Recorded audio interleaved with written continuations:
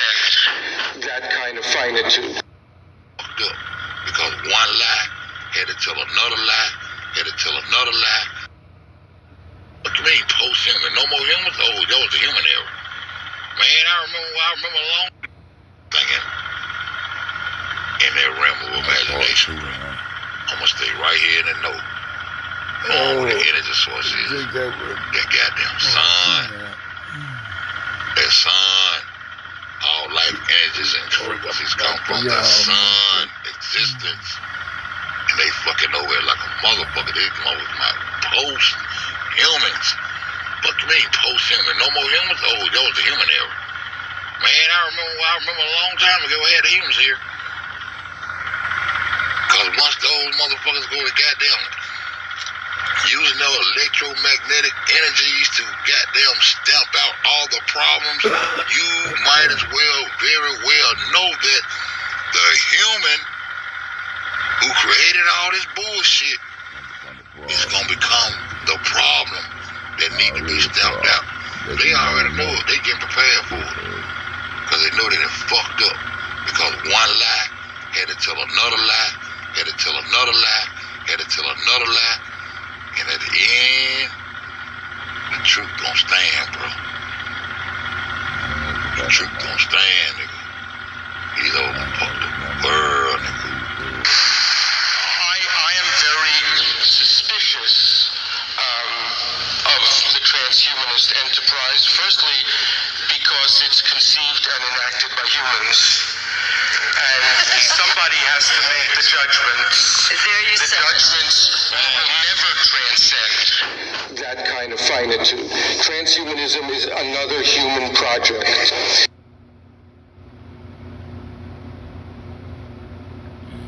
All saying, if you can't beat him, join him. You know, that's what Neuralink is about. It was like, can we go along for the ride with the AI? I really think that there should be other companies like Neuralink, essentially to create a high bandwidth interface to the brain. The reason for doing this presentation is recruiting. And this will be a slow process where we will gradually increase the issues that we solve until ultimately we can do a full brain-machine interface. Yeah, this is going to sound pretty weird, but achieve a sort of symbiosis with artificial intelligence. But I think with a high bandwidth brain-machine interface, I think we can actually go along for the ride. And we can effectively have the option of merging with AI. I think this is extremely important. Composed of nearly 100 billion cells called neurons. Neurons come in many complex shapes, but generally they have a dendritic arbor, a cell body called a soma, and an axon. The neurons of your brain connect to form a large network through axon-dendrite junctions called synapses. At these connection points, neurons communicate with each other using chemical signals called neurotransmitters. Neurotransmitters are released from the end of an axon in response to an electrical spike called an action potential. When a cell receives enough of the right kind of neurotransmitter input, a chain reaction is triggered that causes an action potential to fire, and the neuron to in turn relay messages to its own downstream synapses. Action potentials produce an electric field that spreads from the neuron and can be detected by placing electrodes nearby, allowing recording of the information represented by a neuron. Our goal is to record from and stimulate spikes in neurons and do so in a way that is orders of magnitude more than anything that's been done to date, and safe and good enough that you can, it's not like a majored operation. It's sort of equivalent to sort of a LASIK type of thing. So this is in contrast to the best FDA approved system, which is like a Parkinson's deep brain stimulation thing, which would have on the order of 10 electrodes. So the system, even in version 1, that we're going to unveil today is capable of 1,000 times more electrodes than the best system out there, and they're all read and write. So this is really quite, I mean, for something to be 1,000 times more than what is publicly approved is quite a big difference. So there's very tiny threads that are about a tenth, roughly, of the cross-sectional area of a human hair. So they're extremely tiny thread. They're all very, very tiny, and the robot is very selectively applying them very delicately, and then this is what the chip looks like. So.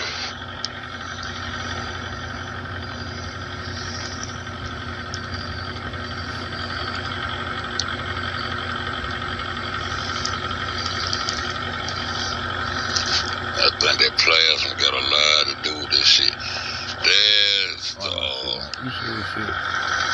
That's the implant right there, look like.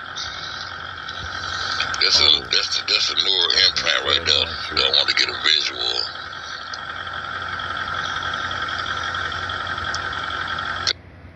And see, they show you that. They showing you that one. But they got a newer implant that's like as small as a microchip that'll download your whole memory on that motherfucker. How the fuck would these people come out, all the conspiracy theories, all that shit? Why come everything they say always come out to be true? Cause they be whistleblowers for real. But the humanity gonna keep going along cause they sheeple and they religious and they got you. So that's why, man, I can't act, man. I can act, but I can't play with people. Gene with them, my nigga. But I'd have been goddamn whoop the world out some money, man. All they gotta do is put on. But I ain't selling my soul. I ain't selling my soul just to beat people out their money so I can live comfortable. No. Run around lying and acting like I believe this and just saying what people want to hear for comfortability and taking shit from motherfuckers and shit up under false pretenses, knowing I don't believe this shit. Yeah, I can put on and give a testimony every day up in the pulpit and get motherfuckers give me some goddamn money. But I can't do it, my nigga. That's what I consider 7 years old. That's just my opinion. It's the amazing shit right there. Plasma. That's why we want, they don't want your blood, they want the plasma to bounce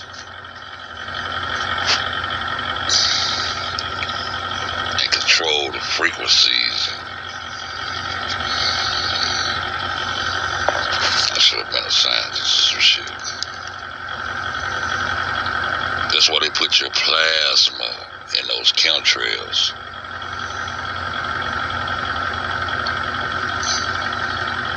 That's why plasma is very important. Those very tiny strands, you know, when you go and get blood and they tell you, it's just like water, it's just the plasma, it's like water. It ain't nothing like water. It's more like elastic around this bitch. And it's a very good conductor of, it's an energy transmitter. That's why they go on your blood. Energy vampires, blood vampires. Man, this shit deeper than deep, bro. Ain't no end to the rabbit hole, bro. I don't know, I guess I'm just one of the motherfuckers who's saddened by this bullshit. Action potentials. So each one of those represents one electrode. So there would be up to 10,000 of these lines. Electrodes, yeah. The operation on a per chip basis, it involves just a 2 millimeter incision, which is dilated to 8 millimeters, and then the chip is placed through that, and then it goes back to being 2 millimeters, and you can basically glue it shut. You don't even need a stitch. And then the interface to the to the chip is wireless. So you have no wires poking out of your head. Very, very important. So it's basically Bluetooth to your phone. Because we'll have to watch the App Store updates for that one. Make sure we don't have a driver issue. And hey, let me ask y'all a question. Right? Let me ask y'all a question. Do you actually think these motherfuckers who perpetuate this shit right before our eyes, do you think they are not already chipped? It takes a chip motherfucker to come out here and try to push this up on the motherfucking people in the first goddamn place. I'm just saying, this is my opinion. What y'all think? You think these motherfuckers who is pushing this shit, sitting up talking about post-humanism and talking all this old bullshit and trying to convince you and they'll let us just goddamn scare in your eye, you can do this and you get with your chip in. These motherfuckers who pushing this shit is already motherfucking chip, man.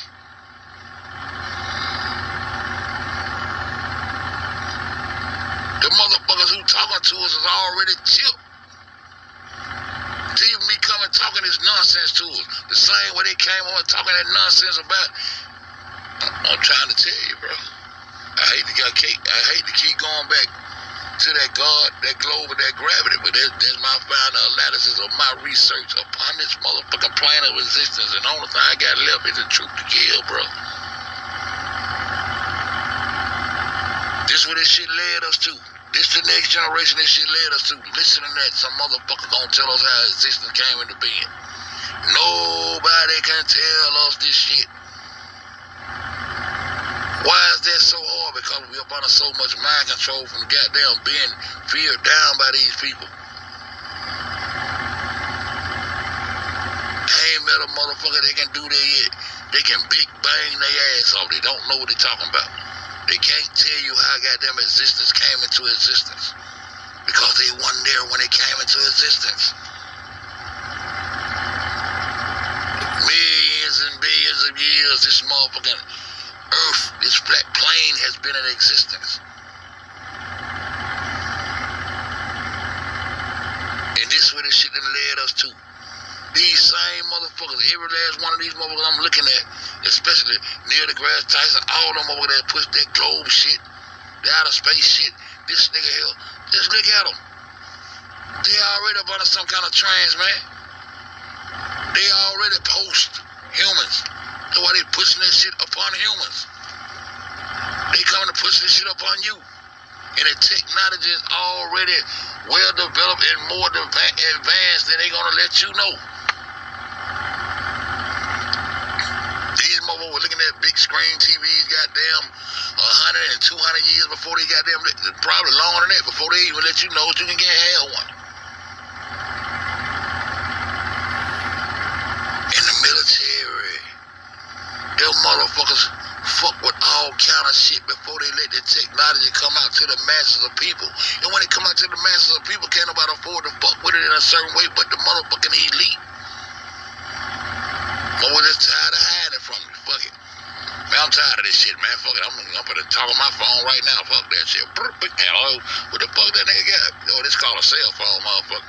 How long you had this motherfucker, man? We had these bitches 400 years, man. We just been hiding these hoes. We been goddamn on these motherfuckers. I'm trying to tell you, man, these motherfucking people are already chipped with this bullshit, bro. They want to be out here pushing up on the other people. You can't be a sensible goddamn human being sitting there trying to goddamn push this shit on some regular humans. Talking about post-humanism and hopefully goddamn becoming a god. Sound like them Hollywood nuts. All them think they gods and shit. What is a god? Something they developing that book right there told you about God, though. Change the whole concept up from a natural being being a status of a god, a ranking of a god, to a superior being that tell motherfuckers who to kill, steal, and destroy. Give the author of that motherfucking book the rights to all the earth, land, and tell you about all this old motherfucking immortal shit. You can have everlasting life. You will be immortal. No one can damage you and shit. This superhero power shit. What happened to being a natural human being? Oh, I forgot. We in the age of transhumanism. I forgot. My bad. I'm sorry. I ain't mean to talk against this shit. My bad. Go ahead. We hope to have this aspirationally in a human patient before the end of next year. So this is not far. I mean, down the road with a Neuralink, you can just upload any subject instantly. This shit is 2018, I think so. This was 2 years ago. So we like the Matrix. You want to fly a helicopter, no problem. Well, helicopters will fly themselves, but if you wanted to do whatever, any given skill, you just upload it instantly. You're aware of Elon Musk's Neuralink technology. Yeah. How much do you know about it? I know a decent amount, and my friend Brian Johnson, he has a company, Kernel. There's a few different companies that are trying to think about these brain-machine interfaces. What are they trying to do? Basically, what they're trying to do is to find a way to connect our brains to our machines.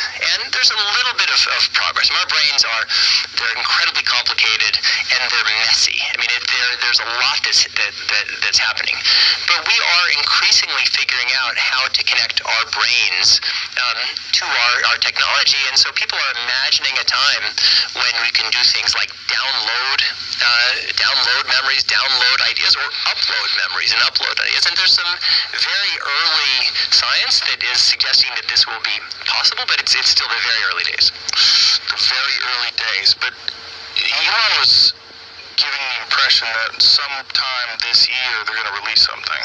Yeah, they may release something, but it's not going to be something that's going to change the world, because that technology is way more nascent than even the genetics technology that I've been talking about. So it's not like that it's at all remotely possible that this year you're going to be able to like upload a full memory or download a full memory. But there are little things that are happening, but every journey begins with a step.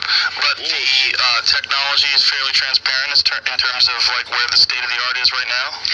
It is, in that it's extremely early. This stuff is so when you think of like about systems that we understand. I mentioned that we understand just a little bit about genomics.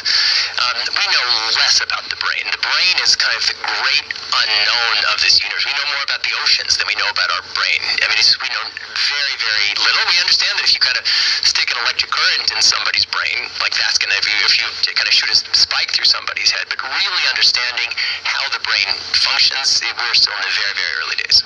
So do you think that Kurzweil's off with this idea that you're going to be able to download your consciousness into a computer? Because that's one of the most controversial ideas that he's come up with. So I think he's off based on your use of the word your. Last year, for the first time in world history, a memory was recorded.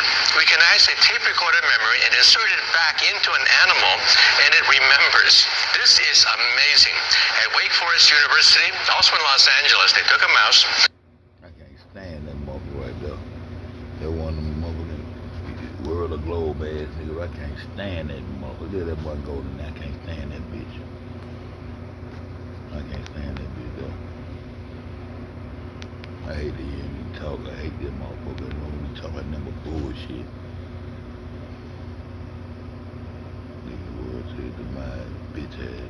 Trained a mouse to sip water, recorded the memory in the hippocampus right here, small organ that watches this memory. The mouse later forgot that. Then they shot the memory back into the mouse, and bingo, the mouse got it the first try. Next will be primates. Perhaps a monkey eating a banana will record that memory and insert it back. Hey, look at that. That's the other dude I do not like, dude. The little Chinese looking dude. Hey, man. What my dude name is, the one that was trying to warn people about cloning and shit about 5-6 years ago. When it was kind of on a height where people was fighting against this so-called system. What my man name is? Cause I wanna go listen to that nigga tonight, man. Shit, we gonna ride. What that dude name is, man? I remember Nicki Minaj tweeted out, man, please stop him and cloning.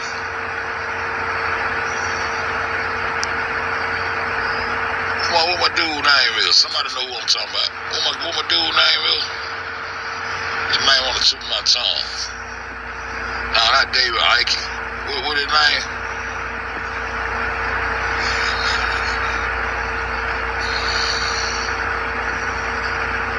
Damn, what his name was, man. I always have a lead dude, bro. A lot of people think he's crazy. Just like that man I be listening to, goddamn Dr. Peter Beater. When I go back and listen, when you go back and listen to Dr. Peter Beater, man, and you listen to him, that man was in the 70s. That man was back in the 70s telling us shit that's going on. Well, we passed that shit. He was telling us shit that was going on like from the 90s to like 2002, 2003, 2004. Everything he said in the 70s, he was telling us what the fuck was going on. That's why I said conspiracy theorists hold the truth. And the sheep slowly wake up and then they dog you out, try to handle you any kind of motherfucking way, and they slowly waking up to what the fuck you trying to tell them in the first damn place. Oh, damn, I ain't know it. He trying to take goddamn. Blah, blah, blah. Yeah, motherfucker. Niggas trying to put you on game. Damn, that man's name just went fuck. His name on the tip of my neural. His name is on the tip of my neural, y'all. Somebody in there knowing that. Come on, man. Y'all got a name, man. Come on, do me like that, man. Well, after this video, I'm gonna go find his ass. By then, I've been thought about his name. Then I'm goddamn take me a motherfucker, take me on fed as I sleep. So that's why I listen to shit like this. I listen to things while I be sleep, man. They get in your subliminal. Your brain is a sponge, nigga. I soak up information while I'm sleep. I don't be worried about them motherfuckers. I'm fed sleep. Yeah, Donald Marshall, that's what I'm talking about. Yeah, but hey, look, man, I don't be worried about that shit because I know subliminally you absorb information. I love going to sleep listening to some shit that's goddamn informative because I know I'm going to soak some of that shit up. If not all of them, I'm going to soak some of that shit up in my sleep. Give a fuck about none of that shit. Yeah, Donald Marshall, that's my nigga. I'm going to listen to Donald Marshall after this shit. I feel like I want to listen to him. And the same way we listen to Dr. Peter Beater. That's why I like to go. That's why I got to go to sleep listening to him because that man was telling the world about what the fuck the Russians and the motherfucking Soviets and shit was doing. And you can look back at the history and look at what this man was saying. I bet they deemed that man to be crazier than a motherfucker, the people that were there during that time. But everything that man said came to goddamn pass. Everything he said about the politics and all that shit, about the Bolsheviks, all the motherfucking, the Soviets, everything he said about this shit came to pass. About the robotoids, the difference between the robotoids and the clones. That man was talking about this shit in the 70s, man. Everything he said came to pass. You can look back what he said about all them individuals. What he said about Jimmy Carter, what he said about these presidents. Everything you can look back and look at the history and say, damn, that man was telling the truth. And that's how them motherfuckers gonna look back on Donald Marshall. They gonna be like, damn, that man. The fuck you think they doing under these grounds? In these domes? Man, them motherfucking folks been over there living up under the ice, doing a whole lot of shit. And this is where all this intelligence coming from.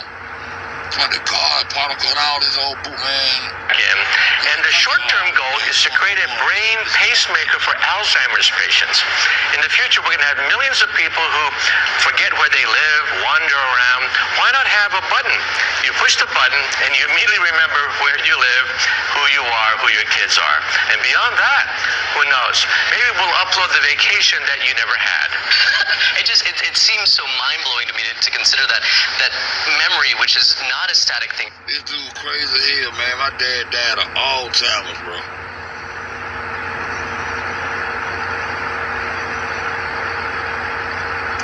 And I wish He would have never lost his memory or something they can do to help. But man, this kind of shit y'all on? Nah. I won't wanna have an artificial dad, bro. I won't wanna have an artificial dad, bro. That's just my opinion, dog. Nah, y'all bitches on some more shit. Now y'all bitches already chilled and running around this motherfucker. Y'all probably do live on. That's how y'all gonna get everybody to Mars to goddamn make a motherfucker believe that shit through artificial intelligence. That's how y'all gonna do it. Because your bitches ain't never went nowhere. It's always changing. It's evolving depending on our experiences. Can be digitized. It's really mind blowing. But I want to ask you about something else that you mentioned in the book, the ability for telepathy. And you've actually said in the past that in the future humans will be able to mentally contact anybody we want, see whatever image we want, and if we don't like it, we can just turn it off. That's really in the future. In fact, today we can get so that you walk into a room, we'll put on a headset, such that you can control the lights, turn on the TV, call for your car, tell your car where to go, type, dictate documents without ever touching a computer screen. And our children will wonder, how could you possibly live in a world where you had to touch the screen and you had a mouse and you had to type? Everybody just thinks and types, makes documents, controls cars. It's fascinating where we're headed, and it seems like it really is inevitable. And I think a lot is taken for granted over the things that we're already able to do now. I mean, you were just referring to these sensors in the brain that can capture images inside the brain. What are some of the other practical applications that these things can have? This will replace the internet. It'll become a brain net. We'll record emotions, thoughts, patterns of behavior, and send it on the internet. Teenagers will love it. Can you imagine Facebook? You send emotions, your first date, your first kiss, your first senior prom, all on the internet. Teenagers already put little like happy faces on their emails, right? We're going to be able to record thoughts, and the movies are going to be replaced by the brain net. Movies today are a flat screen with sound. That's the movies, right?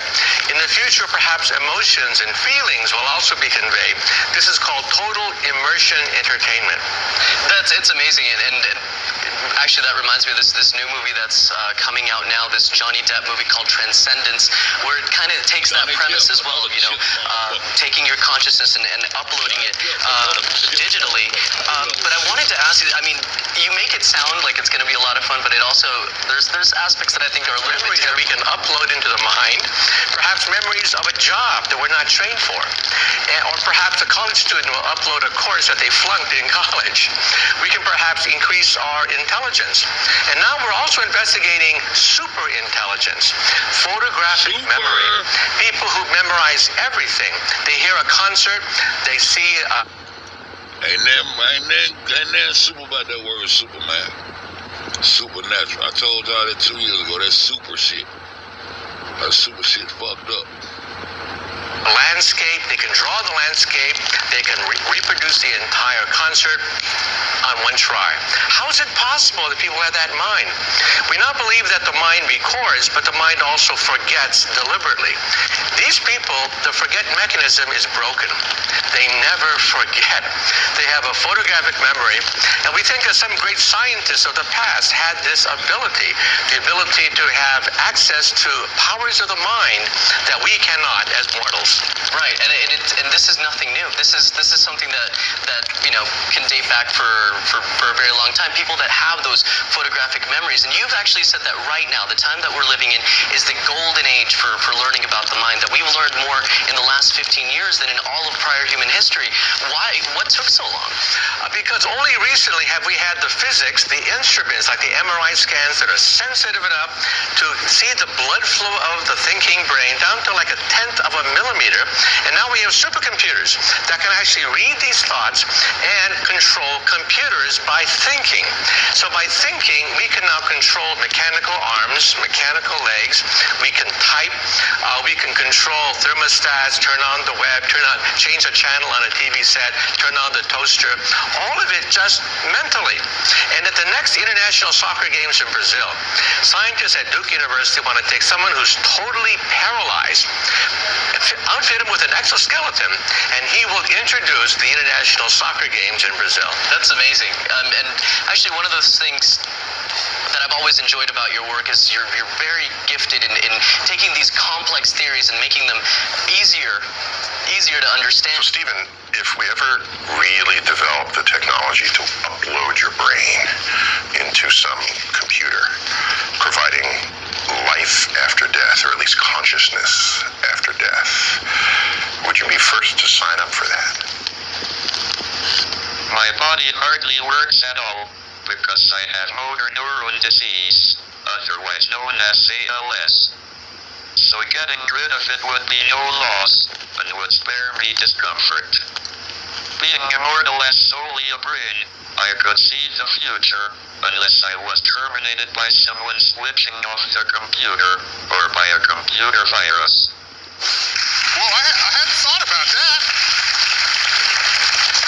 But if you're a computer, you're susceptible. You can have copies. Look, you just make a backup of yourself. Make a backup. So, Micho, the title of your book, The Future of Mind, The Scientific Quest to Understand, Enhance, and Empower the Mind. When will uploading our brain become a reality? Well, just remember that If at all. digital immortality is starting now. So this is an example of what's going on here. That's right. Telepathy, telekinesis, uploading memories, recording dreams. We can, quote, do all of the above. This is no longer science fiction. You go to the physics laboratories and you can see how images can be extracted from the human brain. How it's possible now that we can upload memories in animals and record memories from animals, because physics can now probe thoughts as they go ricocheting through the brain. Is what you're describing the same thing? Y'all be locking niggas up for their thoughts and shit. Oh, boy, I see what you just thought. Come on, put your hand behind your back. I see what you just thought. Come on.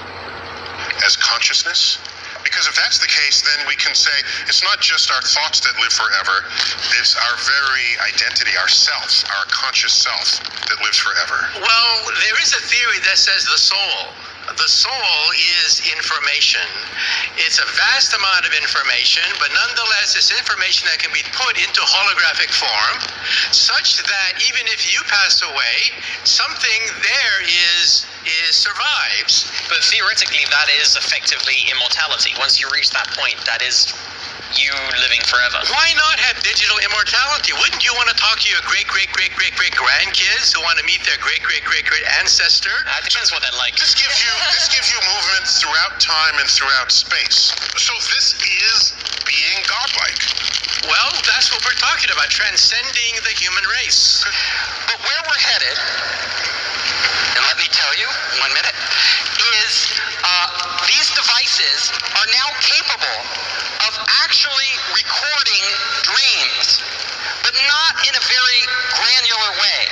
In a very primitive way, they can actually capture and identify what a person is dreaming. So they have done studies where they've hooked these devices up to a person's head, they've had them dream, they woke them up, and then they asked them to recall memories in their dreams, and they read the patterns of the brain. And then the person goes back to sleep, and if they dream of the same things, they can recognize those patterns. That is just the beginning of where we are headed. Right now, scientists in laboratories around the world are developing brain chips. Now, these are chips that can be inserted into the brain, and they are wireless. And let me show you. They have actually had a monkey that broke its back. So its spinal cord was severed. The monkey was paralyzed from the waist down.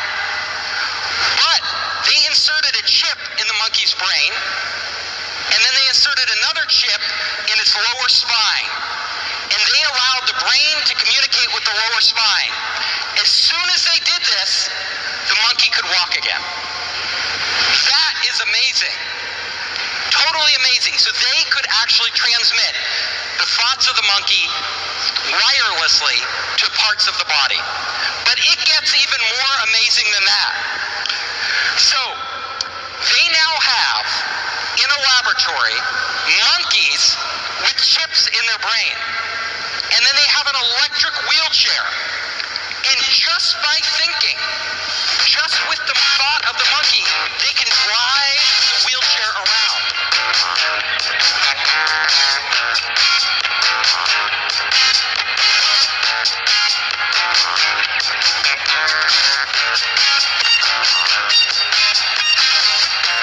As my grandmother used to tell me, that impossible is just impossible, that someone has not put enough effort to make it come true.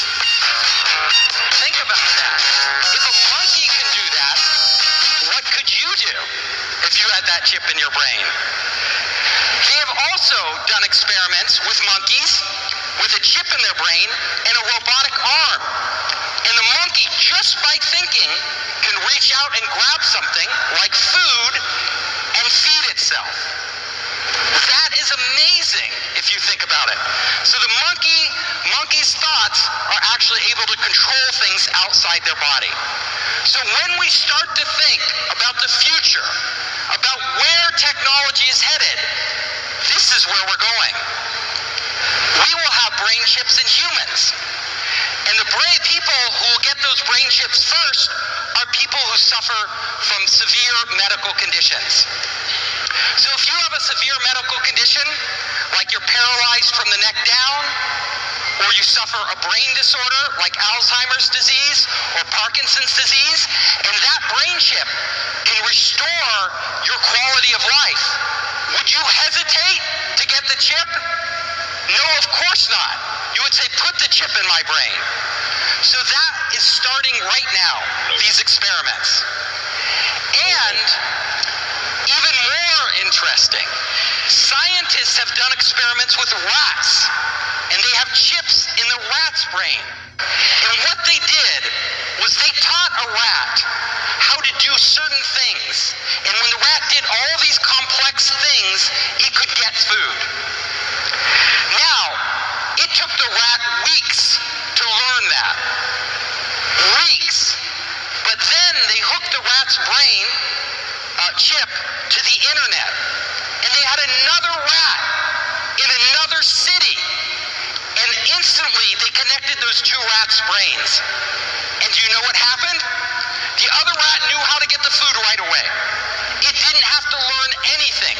The knowledge was transferred from one brain of a living animal to another brain.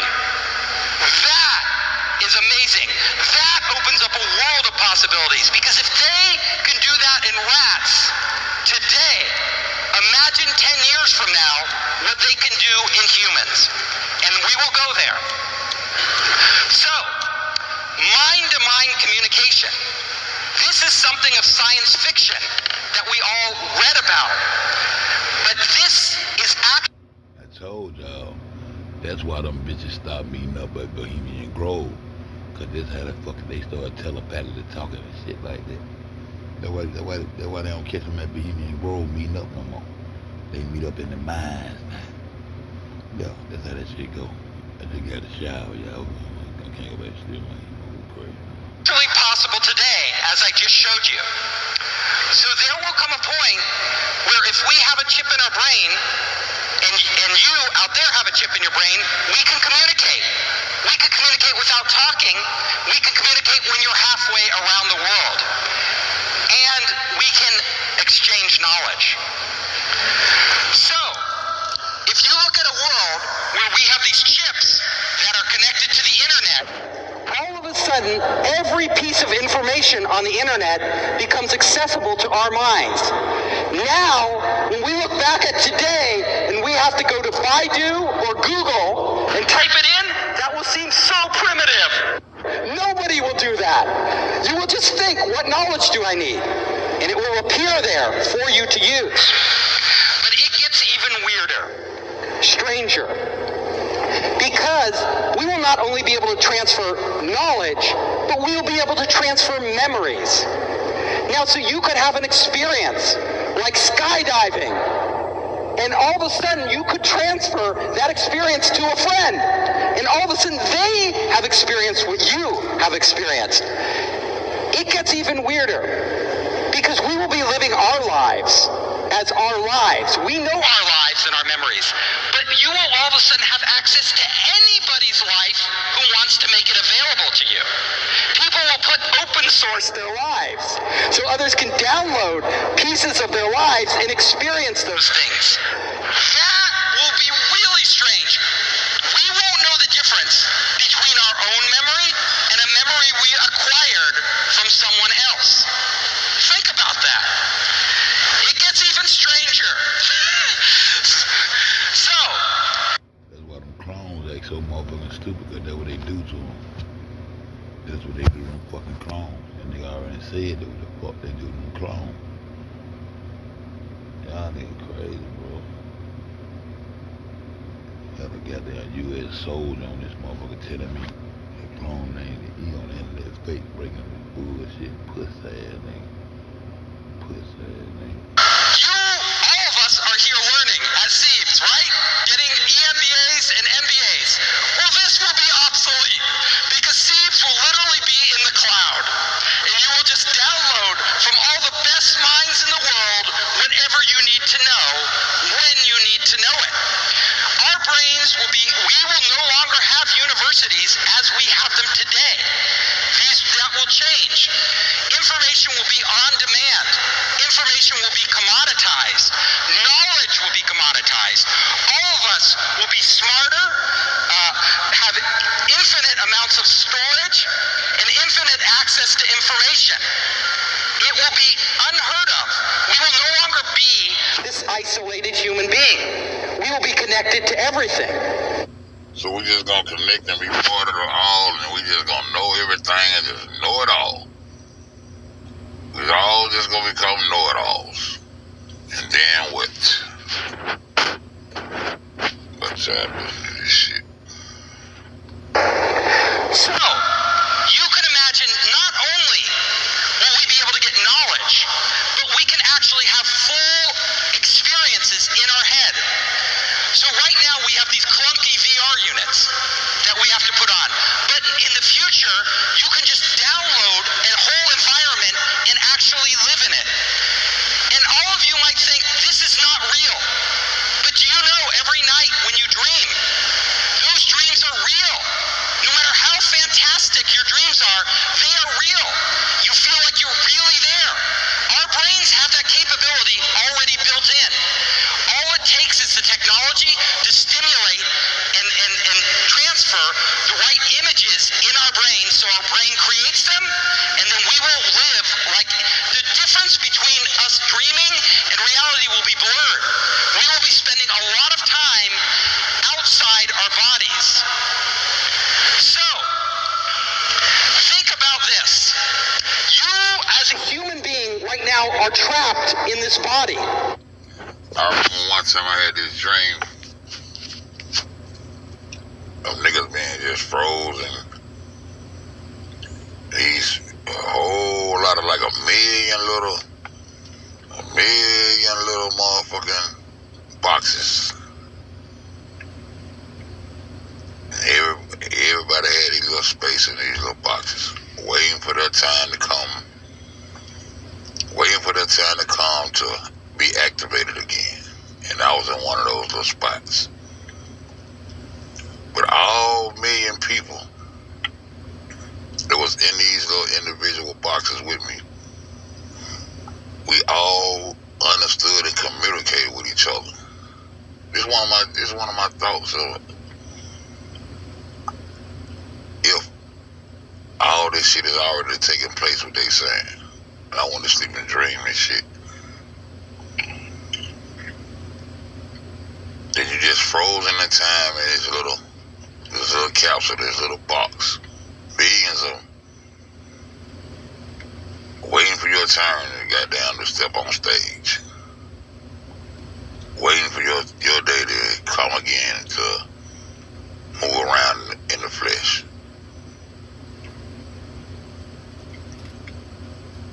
I don't think I never shared that dream with too many people, but it's that Matrix shit. I'm gonna get about this shit. I'm gonna go find Donald Marshall. But once you are connected to the internet, you are no longer trapped in your body. You can actually... Internet beast. Though they call the central intelligence of the internet the motherfucking beast. Whatever he eat. 666. That's what they call this bitch, the beast. Look it up. They done fucked us up. Go find my boy. Go find my boy. They probably already trying to listen to this shit. Go find my boy. Go find my boy. I feel like listening to my boy tonight. I would listen to my boy Peter. Boy, you know that fuck boy to jump up again. Everybody know who he really is. Script ass nigga.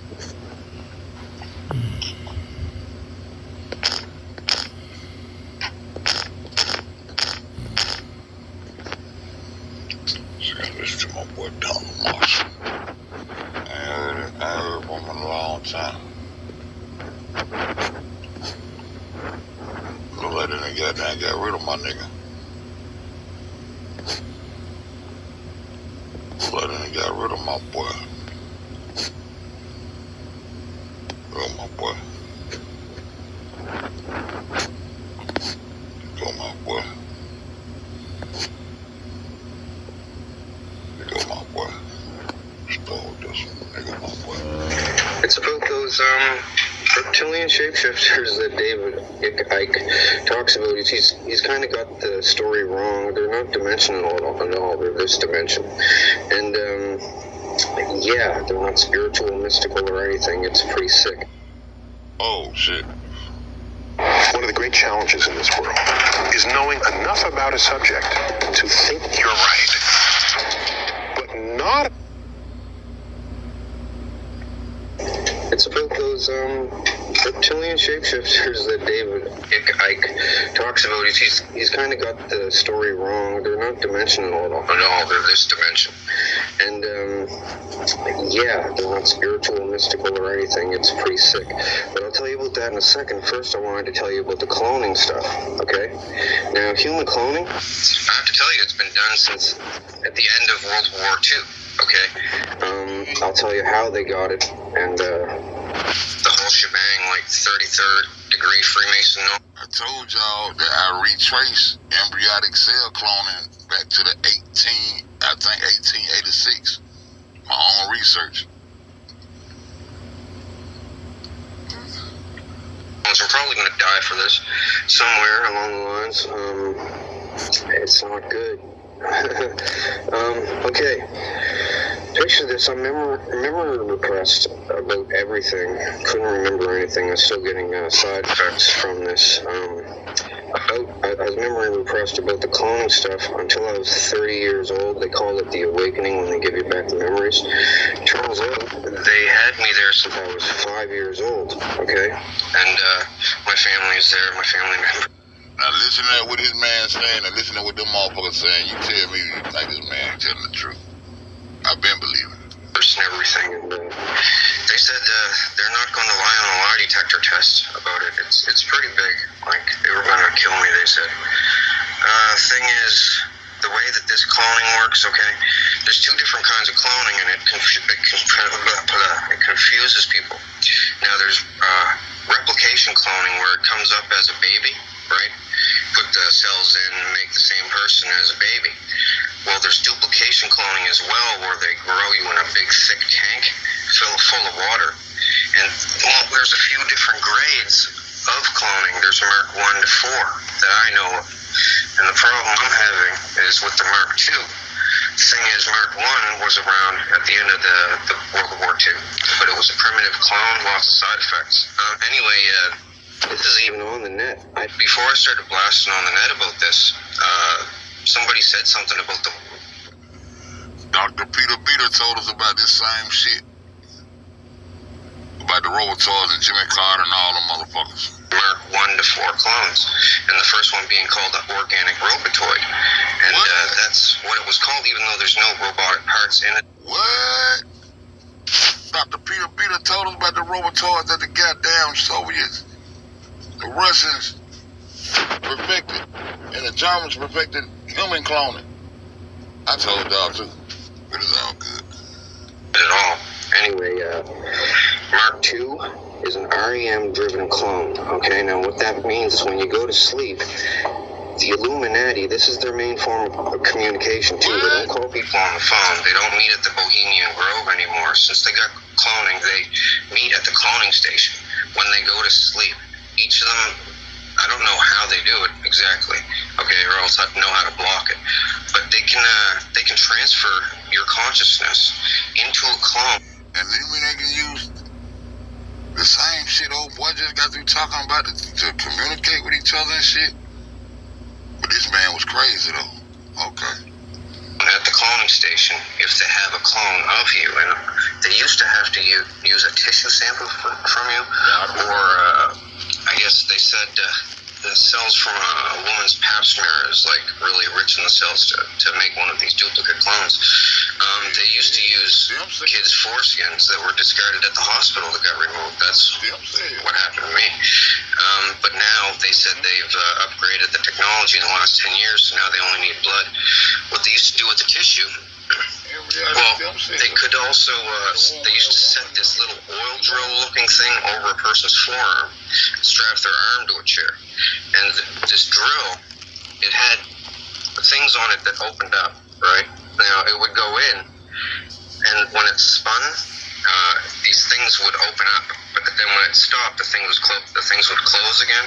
Now, this is done, it goes in, comes out, in, comes out, and what it was doing, it has to agitate the tissue, they told me when I was a kid, to a certain degree. I guess, like they said, the easiest way to tell a person in layman's terms about it is, you know, when you have a hangnail and you pull it off, and the white stuff that accumulates inside, and eventually it'll form like a scab and new skin, and it'll grow over. Well, to get that white stuff to really work good, they agitate the tissue a certain amount of times. Now they just agitate blood from like a blood sample even. And yeah, cloning is very prevalent. It's like a secret thing among the elite. They use it for their crazy stuff. You name it, they've done it. Like jump off cliffs, everything. I know all about it. The thing was, when I was memory repressed, I was seeing other people becoming unmemory repressed, and I hated this place and these people. It's a bunch of scumbags doing nasty things to each other, right? Like, there's privileged ones there, and there's underprivileged ones there, and so people are pretty mean on people, and, well, I wanted them to do the awakening on me so I can go to the cops and get the cops on them. Well, the thing is, they are the cops, too. Like, this is the linchpin in how the Illuminati NWO works, because, like, most of the leaders from the G20 countries go there, about 14 of the G20 countries, and then there's leaders from countries that don't even fit in the G20 that go there, too, right? And, cloning, it's really normal. Well, Britney Spears made a video about this place because the thing was, to get advertised and promoted and stuff, she had to basically sell her clone, use of her clone at the cloning center. So the thing was, she signed up right away thinking, yeah, sure, I'll be famous. Well, the thing is, they wanted to use her every night. Old men and stuff. Old men and clones on her, and real people on her clones too. So she doesn't have dreams anymore. Oh, they make songs and stuff about this all the time, about stuck in the dreams, and Freddy, Nightmare on Elm Street is based on this. Avatar is based on this too. They do it all the time, communicate this way, but the thing is, cloning is a flawed technology this way, because your mind isn't the same, it's kind of like, you know, how, did you ever see Pet Sematary by Stephen King, the movie? Yeah. Where they bury it and they come back whack? Well, they're almost as bad as that. And this is only one aspect of what they do. This is the biggest expose on the Illuminati guys ever, what they do, secret, right? Because the thing being, how I is because I acted very loyal to them when in my 20s, right? Well, the thing was, if you don't act compliant there, they will beat the hell out of your clone, and it hurts just like real life, right? Like the brain, the memory, and the neurons, you can feel it. Just like some twins that's born. You ever experience having twin cousins who can feel shit and they seem like they be on the same wavelength? They're in different goddamn cities and shit, and if something happened to one, and the other one called, man, you just goddamn, what happened to you, man? My motherfucking left arm hurt. Yeah, man, something happened to mom today, man. I said, yeah, shit like that right there, man. Shit like that right there, man. Shit like that right there, man. And they can turn it up to the pain threshold on remote control. They have everything down. And people are scared to talk about this because of the lizard aspect and the fact they can just keep cloning you and torturing you and torturing you and torturing you. New body, new body, new body, because they make multiples of people. Some people are grown in the tank with deformities, and they just scrap those ones, throw them in the chipper. But the other ones, they keep them for backup bodies until they wear out the first one. Sex-wise, you know, I'm not trying to be vulgar or anything, but they do a lot of vulgar stuff there. They can also, if they apply a constant electronic current to your clone, you will have an aneurysm. If you're younger, it'll take a little bit longer with the electric current, but you will have an aneurysm. That's what happened to Tila Tequila. She doesn't want to say that, though. The thing is, Tila Tequila was threatened not to talk about it. She was helping me for a minute. Are you familiar with Tila Tequila? I've had her on the show, and in fact, I was just discussing her this morning with James Wright, who's exposing the Freemasons, and he said that he wanted to meet up with her and compare war stories and stuff like that, so I just introduced them this morning, as it turns out. Well, Tila has a clone running at the clone center, and she pretty much sold it out for her shot at love thing. She doesn't want me to discuss the nefarious deeds that she's done at the cloning station, including to me, and, I'm not really going to, because that's her business and all right, but I might discuss the stuff she did to me at a later date, a different show or something. It doesn't really matter right now. I'm trying to stick to the important stuff, but she's there. She's making like hinty little posts about her responses to the fifth dimension. She used to think it was the fifth dimension. Should they tell people this, right? Because you open up your eyes there. You're like, where the hell am I? And you look at your hands, you're like, did you guys kidnap me? That's what most people say. Am I kidnapped or something? How did I get here? Some people are drugged, so they think that it's a dream, or they're in the astral realm. That's what they tell people, right? The spirit realm depends on who you are, where you're from. That's what they tell you, and people just believe it because it's like real, right? Slap them in the face, it hurts, and you don't wake up, so it's not a dream, and man, it's not good. So anyway, I wanted to not attend these clone gatherings, and they were like, we'll bring you here if we want to. I was like, all right, well, I'll tell all on you. And I'm doing it on my Facebook page. I don't have the link up here, but you're on my Facebook page somewhere, I think. So I don't know if you have the link to show people or not, but I'm telling all about them, what they do there, and there's other stuff. Now, they have these clone parties, okay? And also they get, I'll just tell you flat out, because they showed me, they call it the catalog. They get the school pictures from schools all over North America, and they look at the cutest ones, and they get the medical stuff from them, and clone them, and use them for sex slaves. Not without the parents' permission, and it doesn't really matter if they had permission or not, right? You know. But this is what they do. I'm just telling you the severity of what they do there, right? Like, trust me, I am not a crackpot. And I don't get anything from this. I'm not writing a book or looking to write a book. I'm looking to crush these people. But the problem is they're the richest and most powerful people in the world, and I'm just one person, right? So you said that they've got a facility. Do you know where that facility is? Is there an address, yes. Or a building? Or? Yes. They're in deep bases, right? Like dull space, it has an entire floor devoted to cloning, okay? Now, it also has another floor devoted to gene splicing. You should see some of the stuff I've seen. Beaver, rats, and all kinds of stuff. They're trying to make weapons for war, and they showed me everything. They thought I was loyal. They started showing me everything. They totally thought I was loyal. Like, my ex-family will not speak to me now. I said, I'm going to expose this. You guys are going to help me. And they said, we're not going to help you. We'll get killed right along with you. And I said, well, I want to do it alone. And they said, don't ask us for help. And I said, I'm sending people to you with lie detector tests. So lie on it and go to jail. And then they're looking around as clones saying, we don't want to lie on a lie detector test, right? I said, well, I'm welcoming all lie detector tests, and we're going to lie it up. Or we're going to line it up, these lie detector tests, and everything's going to get proven. So have you taken a lie detector test yet? Not yet, no. I haven't had one available.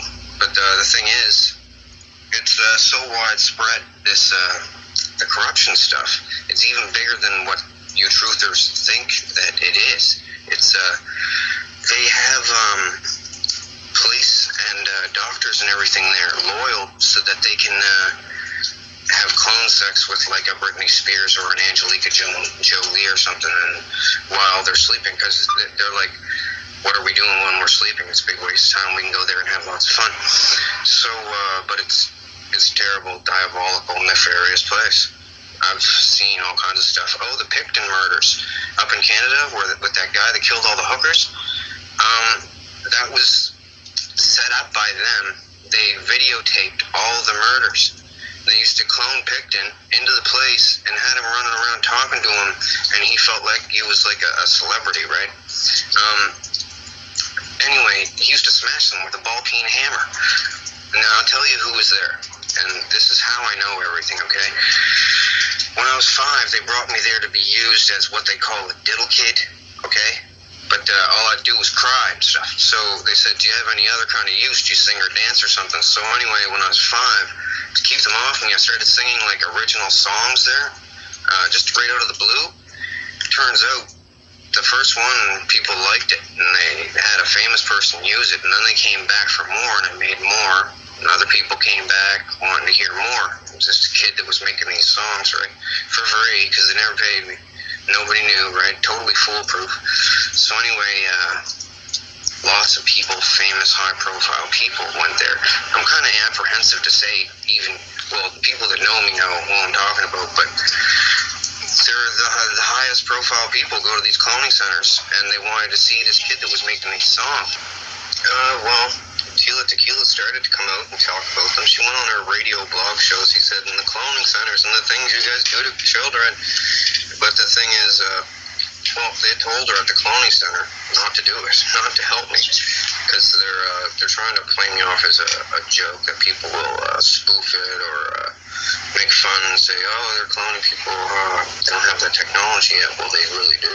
I'll tell you right now all about it. You won't hear this from anybody else because they're all scared of dying, but they're not going to kill me because I'll tell you why later, and it's crazy. It's ridiculous. She goes on a video somewhere and says, somebody help me, their glass from uses the fifth dimension somehow, and Queen Elizabeth is there, and she eats people. No, she said the Queen of England is there, and she eats people. And there's lizards there. No, she said demons. Well, some people call them demons. They call themselves demons, too. Well, then there's demons there, and they listen to her.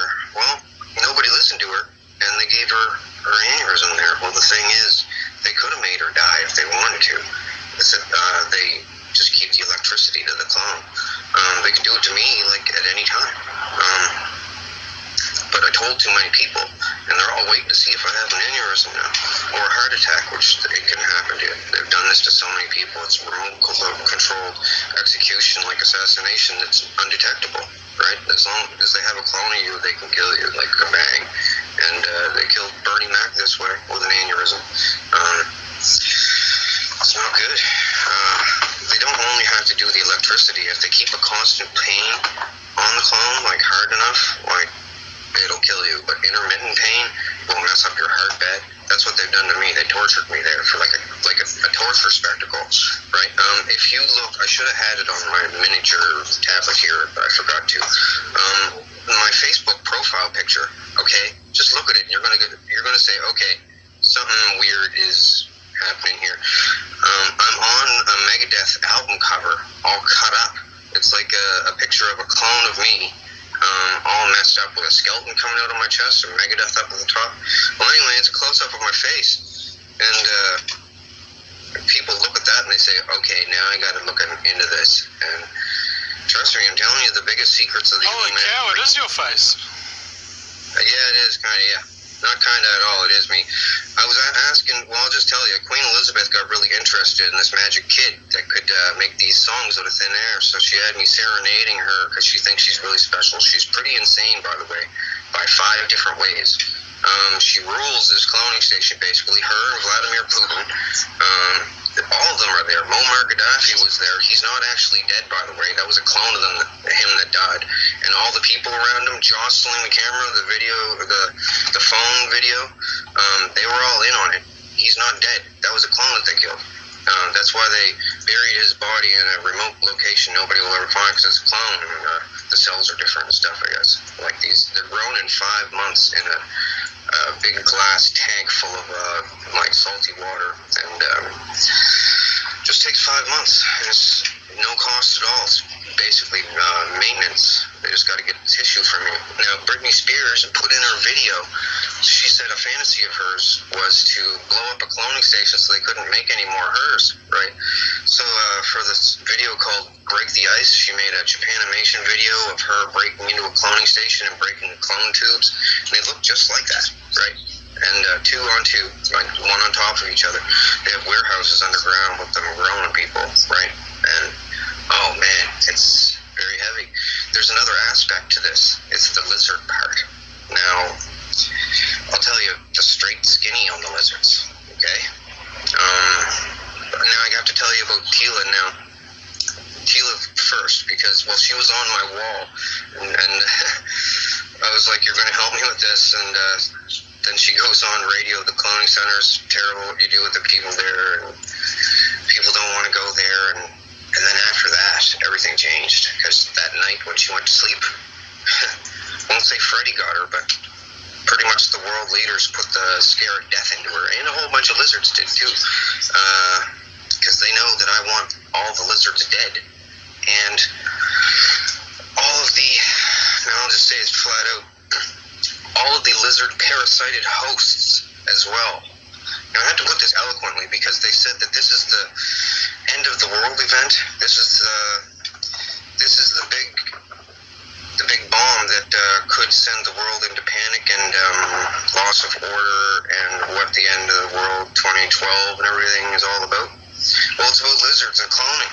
And I'll tell you all about it right now. Something has to be done. These people are like over-corrupt. I don't know if there's a word for it in the English language. They bring people to the cloning station and enslave them and have the option of allowing them to remember the memory. If they leave you if they leave you memory repressed, it will give you symptoms in real life, and you'll just think that you're sick. You won't know. It depends on what they do to you as a clone. If they're torturing you, you'll get badly sick. You'll get heart damage. Like, my heart's messed up, and I'm only 37. Just turned 37. And, yeah, they strap you to a rack and freaking slice you and everything. And people sit around in a crowd watching you in this big, well, not big. It's a stadium. And it has a hockey-boarded ring, but it's smaller than a normal hockey rink.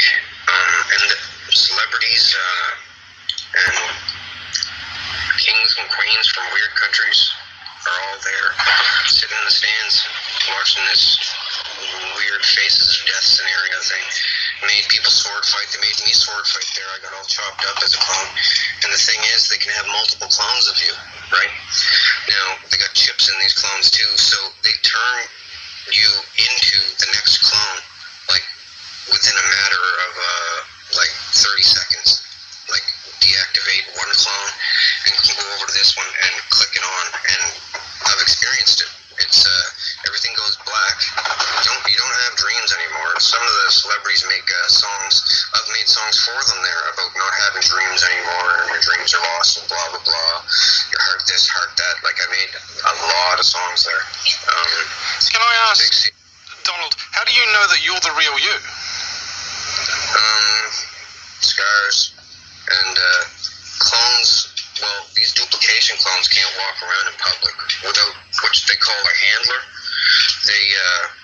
They have to be babysat so that they don't bite someone on the face or start a fire in a house, or they're like they go with the first impulse. You know what this reminds me of? It reminds me of the episode of Family Guy where Stewie clones himself, but he doesn't do the cloning job right, and he creates what's known as bitch Stewie, who's really retarded kind of thing. Is that sort of what we're talking about here? It could be. They make that cartoon. They make The Simpsons. They make all the movies and stuff. They made the Avatar movie. They own Hollywood, right? So, and they get their ideas. They all discuss stuff at the cloning station like all night. It gets pretty boring there because first, once they do the sex, and then they do death stuff to themselves because they can turn. Somehow they have the tech to make the clone not feel any pain at all. They said it's something to do with how a person becomes a quadriplegic. Just the first second before they're quadriplegic, they can't feel any pain stabbing in the thigh or anything, just like a quadriplegic can. Well, but they can still move around and stuff. They've done it to me. It feels weird. Like, they let me stab myself in the forearm and go yick, right up the arm and didn't feel anything, and it's bleeding and stuff. It's pretty gross. And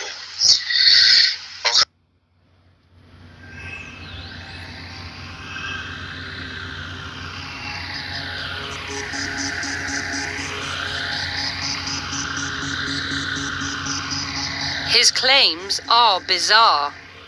Aliens are here on planet Earth. Our political leaders, okay, prime ministers, presidents, vice presidents, senators, not all of them, but most of them are not really human. They are reptilian aliens hiding behind human form. His story, nearly impossible to believe. Look, I am not a conspiracy theorist. Before all of this began, if you would have told me that aliens or UFOs were real, I would have laughed in your face. But what we captured on video is real. Is this man just another desperate filmmaker looking for publicity? Or is he telling the truth? If I am lying to you, tell me, who burnt down my apartment? You checked with the fire department. They told you, they confirmed to you that this was an act of arson. The U.S. government did this to try and destroy my evidence. To try and shut me up. And if this man is not lying, how then are we to explain the death of this U.S. Marine? This is the Marine that we were working with. He came forward to talk to us about this alien conspiracy, and now he's dead. That's not a coincidence. U.S. government assassins murdered him and his family, and they made this look like a suicide. Because he blew the whistle? Yes, because he blew the whistle. Because he came forward to tell us what he had seen. Vice President Dick Cheney turning from a human into an alien. And if his story is nothing more than a hoax, who was it that destroyed his best friend's life? Brandon and I, we went too far, man. We got too close to the truth. And now his life, and my life, it's over. Is this man to be believed? Did he indeed capture on his video camera the most important story of our time? Or is he lying? On this edition of Truth Seeker TV, we will reveal what our investigation into this man's account unearthed. And what we found may shock you.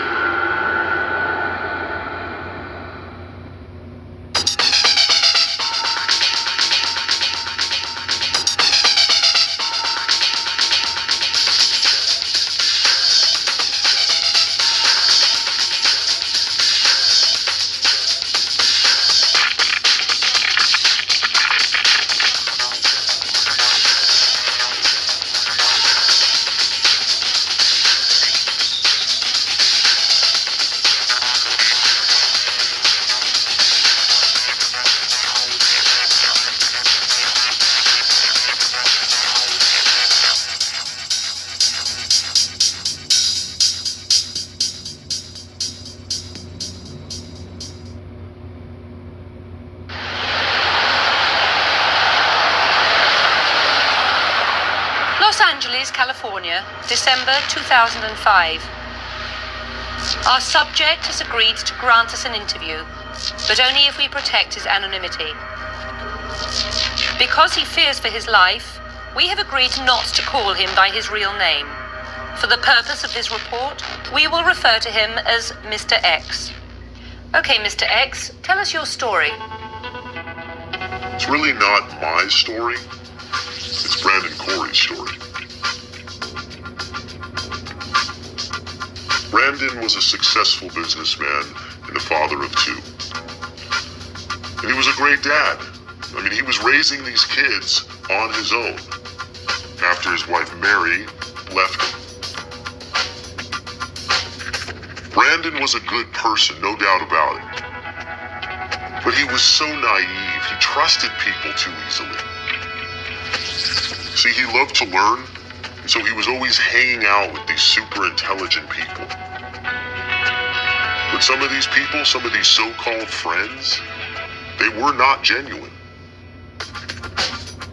Brandon had been hanging out with this character named Jude Kemper. Kemper was a documentary filmmaker, and he was making this movie on Vice President Dick Cheney. It's a very anti-Dick Cheney film. And during the filming of it, before he could finish it, Jude Kemper disappeared. The anti-Dick Cheney film Jude Kemper was making at the time of his disappearance was entitled The Warmonger. While Kemper's film was never finished, Truth Seeker TV has procured the following clip.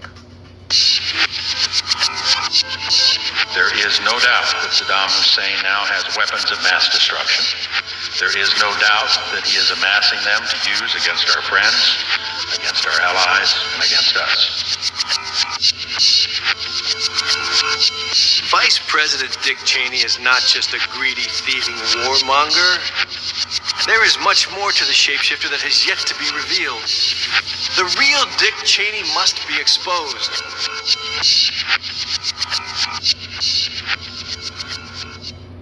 What was your opinion of Jude Kemper? I didn't like him. I mean, I didn't agree with his politics at all. I mean, Christ, I voted for Bush and Cheney. But I can see how a guy like Brandon fell under Jude's spell.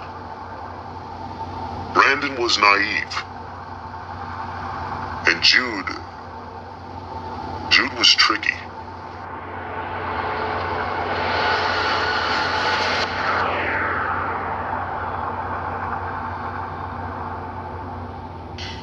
This is Brandon Corey's ex-wife, Mary Hill. We asked Miss Hill for her impressions of her ex-husband's best friend and guru, Jude Kemper. Jude was definitely in your face when it came to his political views. Very left-wing, and he wanted everybody to know it. He's a very intelligent person, you know, no doubt about it. Very articulate, but out there. Conspiracy stuff. He once went on and on to me about how we are living in Orwellian times and how one day very soon we will be living in a police state. And I don't know. To be honest, he was not tactful. And at times he was inappropriate. How so? He kept referring to Vice President Dick Cheney as a terrorist and a Satanist.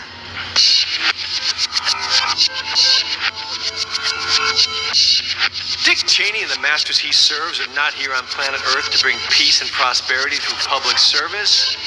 This is only their cover. These lizards are here to enslave humanity by creating war, chaos, and destruction. Jude was trying to finish this documentary film he was making, The Warmonger. So Brandon invited a bunch of us up to his house in Malibu to screen the film, to watch it. But the film didn't have an ending. It was missing its final scene. So we watched the film all the way up until the ending, and that's when Jude stood up and he told us what his idea was for the final scene of his film. And that's when he talked about this incident in England.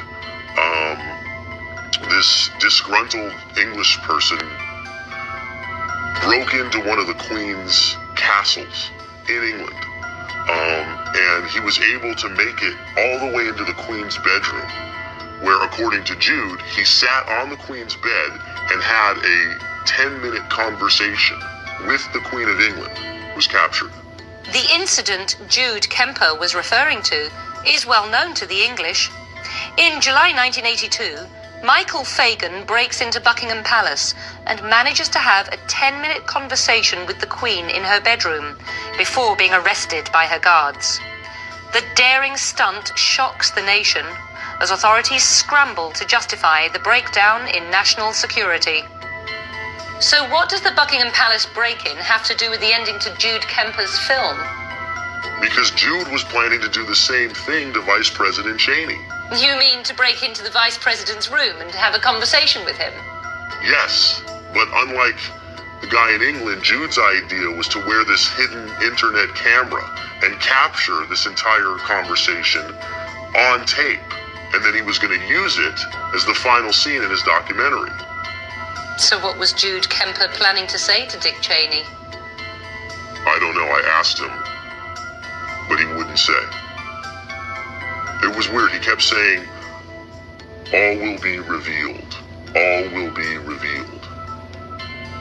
Facing unrelenting criticism for what was being seen by many as an illegal war in Iraq, Vice President Dick Cheney traveled to Los Angeles on January the 14th, 2004, where he gave a speech designed to invigorate declining support for his war on terror. In Los Angeles, Mr. Cheney was met by record numbers of anti-war protesters. One of them would be Brandon's mentor, filmmaker Jude Kemper.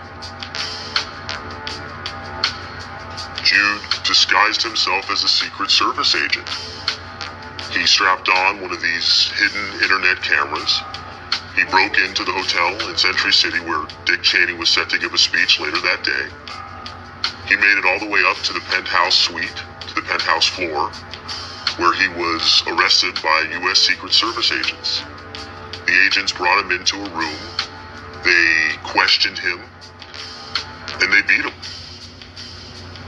They beat him pretty bad. I mean, so bad that his camera died. But there is no record of Jude Kemper's arrest. The FBI and the Secret Service claim that no such arrest was ever made. That's because they're trying to cover this up. Jude Kemper had very specific information about Vice President Dick Cheney. Information that the government doesn't want the world to see. Okay, now back to the footage. Jude's camera captured it, but how did Brandon get it? Brandon's computer at his house in Malibu was set up with the software to receive the signal. To better understand how Jude Kemper's hidden camera could have survived without he himself resurfacing, we sought the advice of an expert in internet camera technology. Explain to me how these web cameras work. What it was a camera that's the size of a button, like on your shirt. And we would put that button, that camera, in a place that would look natural. And then utilizing the same technology that your cell phone uses enables anything seen by this camera to be picked up by your computer on the internet. In an effort to ascertain the legitimacy of the footage, I spoke with retired Secret Service agent Lem Braggs. Mr. Braggs has first-hand knowledge of presidential detail, having been on the team protecting President Reagan the day he was shot. Mr. Braggs, in your opinion, is this footage real? There are several things we have to look at in an effort to verify the accuracy of this footage. First, the Situation Room. That does follow United States Secret Service protocol. After a suspect's arrested, he's detained on the premises while the Vice President's removed. And as far as I can tell, what I saw in that footage, that room, is accurate as far as in terms of equipment. There is something very curious about these images.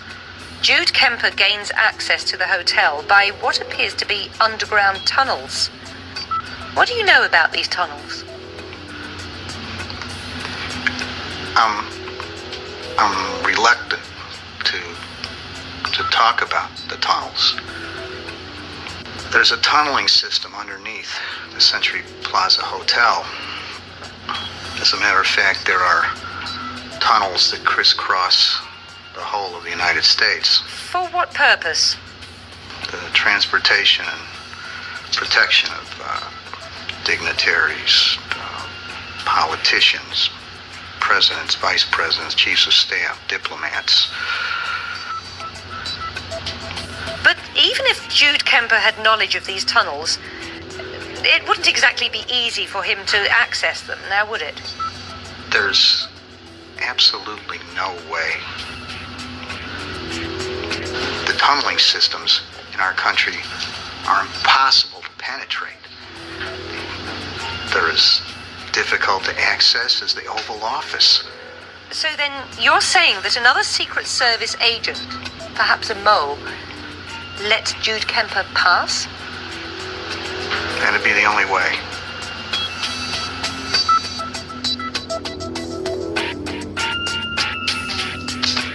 After he had watched Secret Service agents assaulting his friend, Brandon copied the footage to a DVD disc and brought it in to the Los Angeles Police Department.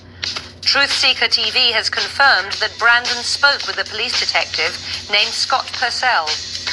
Purcell took down Brandon's statement and promised that he would get back to him. But he never did.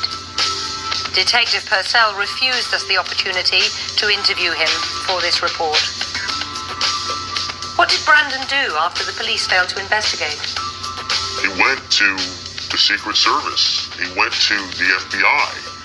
But they all ignored him. They refused to do anything.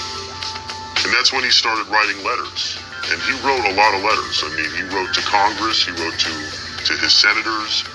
I think he even wrote a letter to the president. But nothing happened. Everyone was ignoring him. According to Mr. X, after weeks of trying to get both local authorities and the federal government to help him get justice for his friend, Brandon made a decision that would prove to be fatal. He decided to go looking for Jude on his own. So Brandon goes on his search for Jude, and he hires you to videotape him while he investigates. Why film this? Because he had a sense that he was getting in over his head and he wanted it documented in case something went wrong, which it did. Do you regret getting involved in Brandon's investigation? Lady, I don't have a home anymore. What do you think? Where's the first place you went on your investigation? We went to Detective Scott Purcell's house. Now, this is the detective that Brandon originally filed the missing persons report with. The guy that had been ignoring Brandon's phone calls. This shit is him.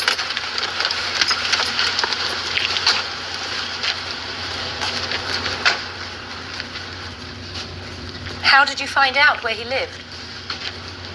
If you have enough money, you can find out where anybody lives.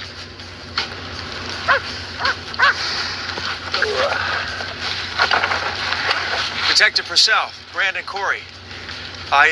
We've met before. I'm now doing a documentary about my friend Jude Kemper's abduction. What are you doing here? I wanted to ask you a few questions about the case. Who's he? That's we're doing a documentary. And take off. He's with me. No, I don't care. Get him off my property. Now. I just wanted to ask Get him off my property. Go across the street. Maybe you didn't understand me. I said get off my property. Go on. Go across the street. Turn that thing off. Listen, turn it off. I just wanted to ask you a few questions. I haven't heard from you in 2 months. What the hell do you think you're doing?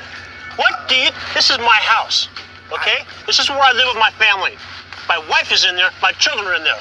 Now, I gotta explain to them why I got somebody coming over here with a cameraman to my property. I understand. Listen, I'm sorry. You know where I work? You could have contacted me there. I left you like 30, 40 messages over the last 2 months. A friend of mine's been abducted. Yeah, I understand that. And what's happening with the case? I'm just trying to find out. I'm not trying to intrude here. I mean, I respect that, but I need to know what's happening. I'm only gonna say this once. I'm not gonna answer any of your questions. I'm not on the case anymore. That's it. Well, who's on the case? I told you, I'm not gonna answer any more of your questions. I'm not working the case anymore. So that's where our tax dollars go, huh? Jesus Christ. You've got to have some kind of information. Help me here. Something, a lead. I'm not answering Who can I talk to? other questions. Off. But who? Get off. Jesus Christ. It confirmed exactly what we thought, that the United States government had gotten to Detective Purcell and stopped him from investigating.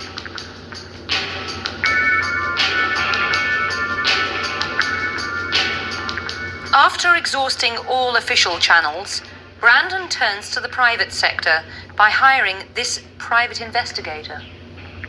Brandon had provided this private investigator with all kinds of information on Jude. An old driver's license, an old social security card, anything that we could get our hands on. And we thought, this is probably going to get us somewhere in this case. But this is when things started to get really, really weird. I hope you didn't loan this guy any money. It looks like a scam. All the documents you gave to me look really good on their face, but when we go to check them out, there is no Jude Kemper. What do you mean there's no Jude Kemper? Well, it's probably one of the best phony identities I've ever seen. But according to my records, he doesn't exist. This is a friend of mine. We've known each other for 6 years. You got his phone bill. You got his property deed. He owns his house. Well, as far as property goes, it's owned by a mortgage company in Los Angeles. The DMV says that the driver's license was never issued. The vehicle registration, they say, is fake. Social security card comes up as a no issue. There's no credit records. There's not even a postal forwarding on the guy. We hang out together. He's a friend of mine. He is a real person. So what other alternative could there be? Well, if that's the case, the only other alternative that it could possibly be would be some type of cover-up. And the only people I would know that would have that kind of wherewithal would be the federal government. Well, then they're doing something. Then what do we do about it? Where do we go from here? Well, it's not a we situation if that's the case. I quit because I don't need that kind of trouble. So what, I'm on my own here? Yeah, I would say so. There is much more to the shapeshifter that has yet to be revealed. The real Dick Cheney must be exposed. According to Mr. X, it's at this point that Brandon Corey gets creative by starting this missing persons website, findjudenow.com. Using the same internet marketing strategies that had helped make Brandon a millionaire, his findjudenow.com generated so much publicity that just 2 months after starting it, the website was recording millions of visitors. This is Brandon's brother-in-law, Mark Hill. We spoke to him about the website Brandon started for Jude. Brandon was a businessman. He's a smart guy. He would pay these college students, $12 an hour to trade links. Dozens of them. I mean, he had an army of college students trading links on this thing, and it just exploded. It was out of control. And that's when he started getting all the mainstream press.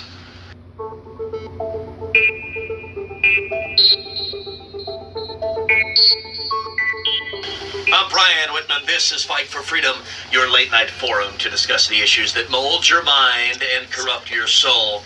Because of the success of Find Jude Now, Brandon next accepted an invitation to appear on this right-wing radio talk show. Maybe you don't know that the internet has seen a proliferation of anti-government, even anti-civilization sentiment that threatens the very fabric of our republic.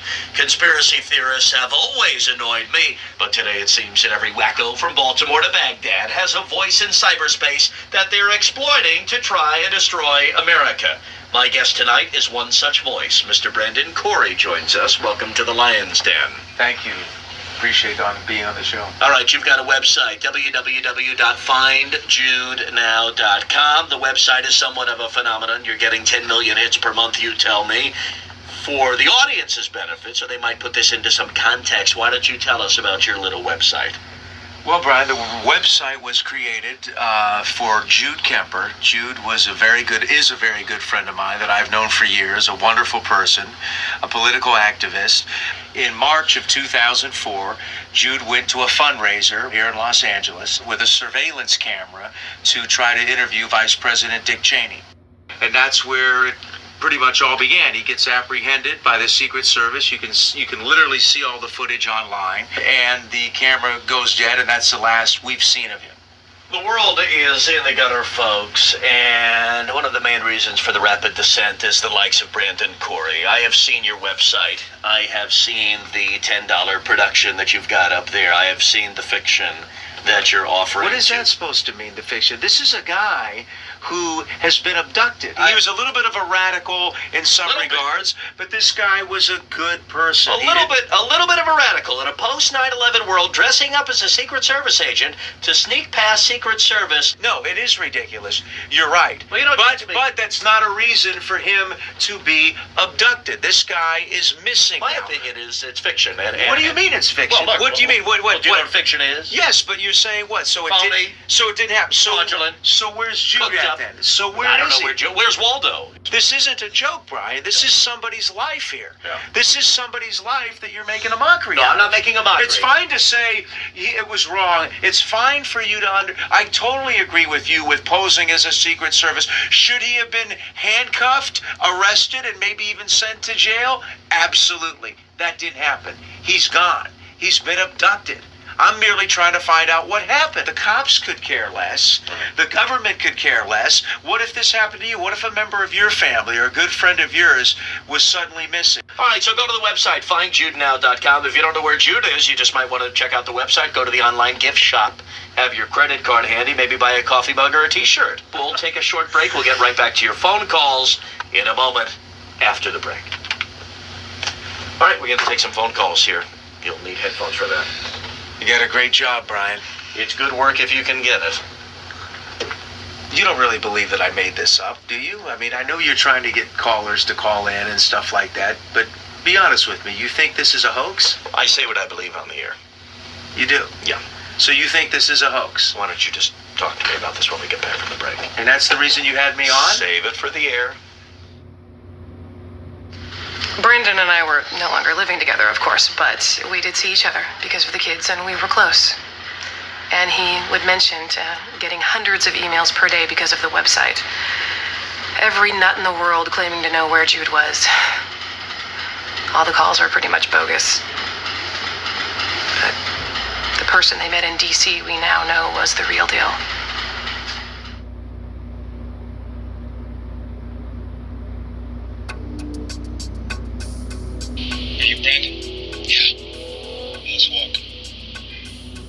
So this Marine, didn't he know that he was being filmed?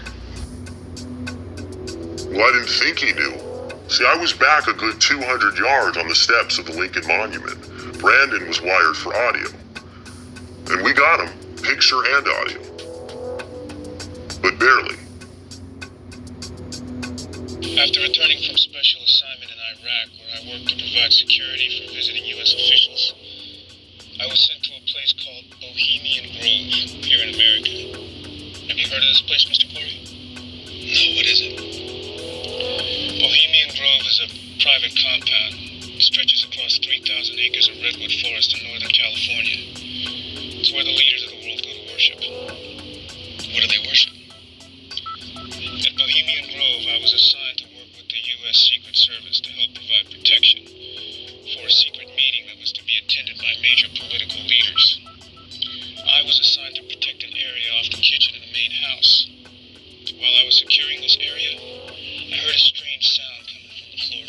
was an ominous chanting sort of sound.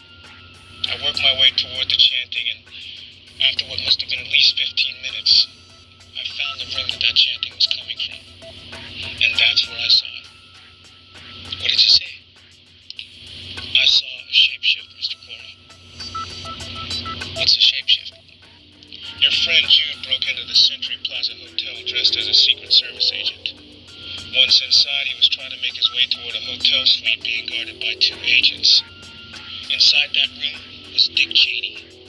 Ask yourself why Jude wanted to get into that room.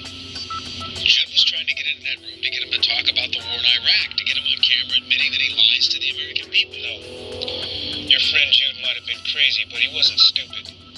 You don't breach national security and risk getting killed just to have a conversation with the vice president. Keep digging, Mr. Corey. Keep digging and you'll find the answer. Wait a minute, sir. You said something about seeing a shapeshift. What is that? Watch Jude's film, Mr. Corey, and you'll find some answers in it. I've watched it 100 times. Keep digging. Keep digging, Mr. Corey. Good luck.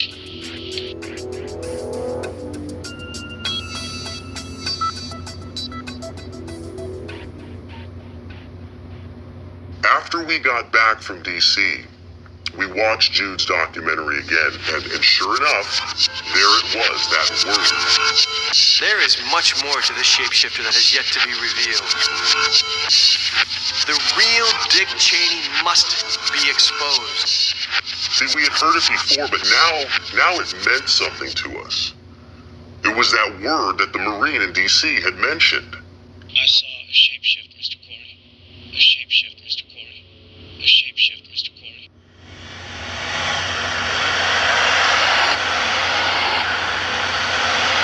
Next, we went to Jude's house in the San Fernando Valley to see if we could find any more information on this shapeshifting.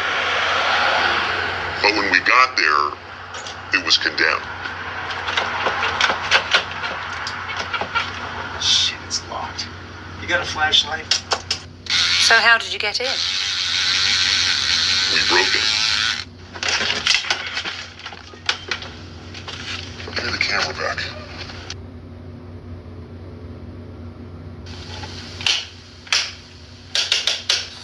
Power's out. Hold on. Jesus Christ, this guy looked like a man.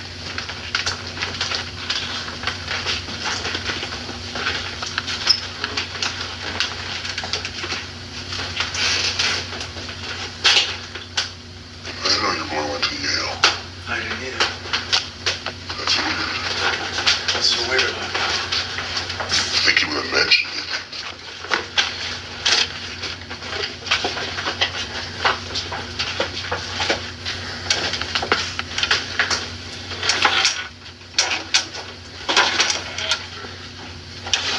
His drawers are empty.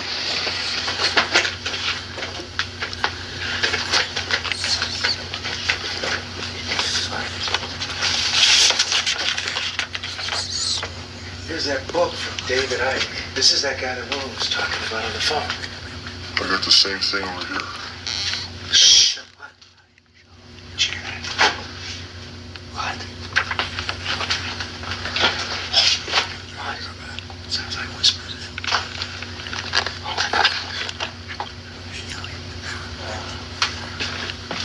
Hello? Hello?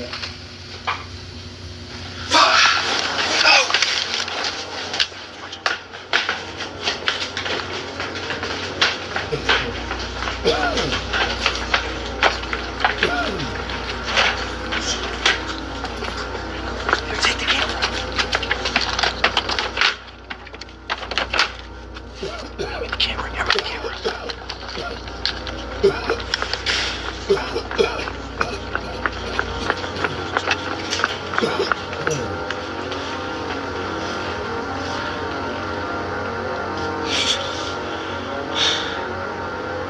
See, this was a weird thing, because we definitely felt that somebody was in that house. So when I got back to my house, I put the footage, my footage, into my editing software. And as the frames progressed, I slow-moed it. And then I lightened the image quality. And that's when you can see it. 3 figures hopping over that fence. There were people at that house watching us. At Jude's house, Brandon had come across 3 different clues that interested him. First, he finds a book by a writer named David Icke. Icke is a world-famous author and speaker who has written extensively about this phenomenon, shape-shifting. Secondly, Brandon finds a Bible-type book by a cult known as The Arena. And then we go onto the internet and we research this cult, The Arena, and we find out that they believe that the leaders of the world are really shape-shifting reptilians, that hiding behind human form, they are really, these lizard people. Finally, Brandon finds a videotape. On it, he finds footage of women talking about being ritually abused by shape-shifting reptilians. But one thing you must know is you are surrounded by millions of reptilian men.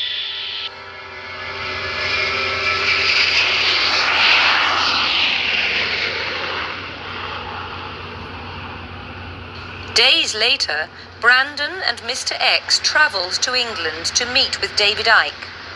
Icke is a former professional footballer whose promising career was cut short by rheumatoid arthritis. He then became a well-known sports broadcaster for the BBC, but later turned to writing numerous books on the occult and has become the world's most controversial and most popular conspiracy theorist, selling millions of books and speaking to thousands at packed venues all over the world. DNA decides the characteristics of the body. Now, scientists think they know a lot about DNA. They know shit about DNA compared with the reptilians. They have the ability and the knowledge to move to the human codes of the DNA and appear to us to be human, and move then to the reptilian codes of the DNA and shift literally in front of your eyes into a reptilian form.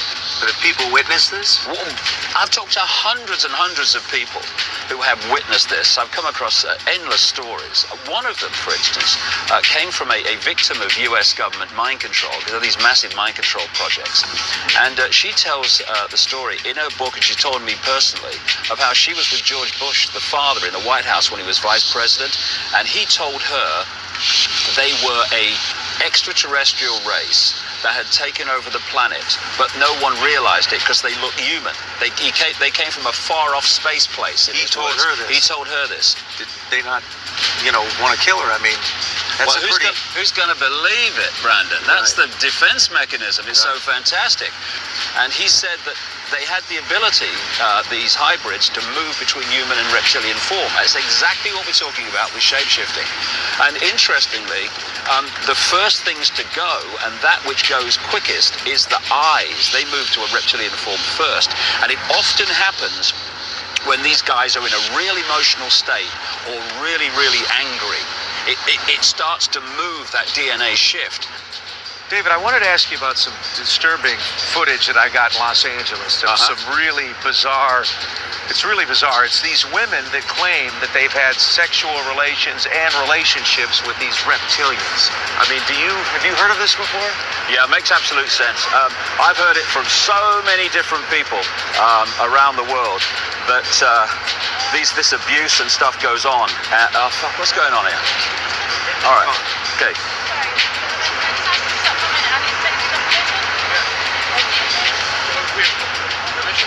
We have to have permission.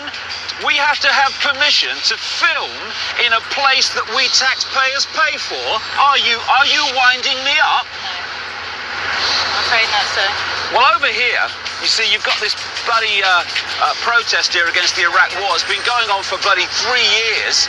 And the other night, they pulled it all down. in the middle of the night, the police, you can't even protest against people who are killing thousands of children and civilians in Iraq. You can't do it. It's against the law. See, peace is against the law. The law is against peace. But in there, where they want to go on their wars of conquest and kill thousands of bloody children, the law is on their side to do that. It's a free country. Please. Intelligent life calling planet Earth. We are not being served by the people we elect. We serve the people we elect. Okay, I got an idea. In this neo-Nazi state where you can't film your own public buildings, why don't we just walk and just come behind us and we'll just chat away? Stick it in your jacket. That's probably the best thing. Let's do it. Let's do it. And amazing, isn't it? This is free Britain, ladies and gentlemen. So, according to Mr. Ike's instruction, you then hid your camera inside your jacket? Yes, I had to. Otherwise, they would have shut us down. David, let me ask you about it. Have you ever heard of a group called The Arena? No, what's that? It's in Los Angeles. It's a group. I got to be honest with you. I'm concerned about it because they've been following me, and I'm wondering if I'm safe from these guys. It's called The Arena. I've never heard of The Arena, but all over the world there are hundreds of thousands of groups and cults that work in secrecy that you would call secret societies, secret groupings, and in the end they fit together to form the web of global control and manipulation. But I've never come across specifically The Arena. No. Now let me ask you, if you, since I've now found out about them and they know that I've found out about them, I've been followed by them, am I safe? Am I in trouble here? Well, first of all, the fact they're following you means you're going down a road they don't want you to go, so that's good. It means you're on a trail that's worth pursuing. But I'm worried. I'm worried. I got kids. You have a choice, Brandon, right? You can walk away and let them intimidate you and go into your nice life and forget about Jude and forget about all this shite, right? Or you can say, hold on a minute, at this point in my life, I'm going to do something about the injustice and the manipulation and the horrors that go on in this world, and so I'm going to uncover this and I'm going to keep going. So you said that David Icke gave Brandon a sort of walking tour of London to show him this so-called reptilian symbolism. Yes, again, David Icke told us that this is where the reptilians operated their central base from, and that this is where the reptilian symbolism was, most noticeable. What I want to do is show you something here. Like I say, this is one of the great global epicenters of reptilian manipulation through this, if you like, secret society network. It calls itself the Illuminati. Right. Now, what are the chances, just by coincidence, of the logo, the very image of this city, being that? There it is. It's two flying reptiles holding a shield. Now that shield is the symbol of the Knights Templar. And if you look over there, you've got a color version of it. All over this place, mate, you'll see these images. Icke believes that because the reptilians rule in secrecy, that they've placed symbolism all over the world to signify their dominance over humanity. But after touring London all day, looking at all this symbolism, all this evidence, Brandon was unconvinced. And he told Icke, I'm not buying that shape-shifting reptilians exist because I see a lizard on a lamppost, or I see lions on the front of a building. I mean, does that mean? And Princess Diana refers to somebody as being inhuman, so now automatically they're killing people, and I'm not buying it. I can't. You ain't buying, Brandon, and that's good because I ain't selling.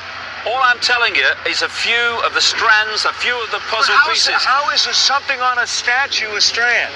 That's all I'm saying. It's a puzzle piece among vast numbers of other puzzle pieces in the millions of words I've written on this.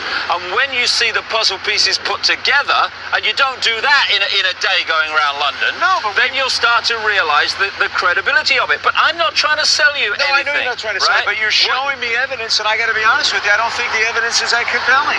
I don't think it's credible. I'm not buying it. It's a few strands in a massive tapestry. I don't know, man. Maybe David's got onto something. I mean, it's pretty... What do you mean maybe David's onto something? Maybe he's onto something. I mean, what, do you think he's a con man? What did you... No, you heard him. I think he believes this crap. That's what's scary.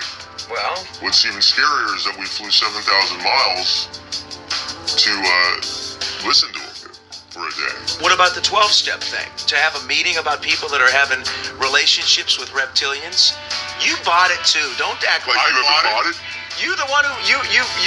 What do you mean bought it? You were right. I didn't buy it.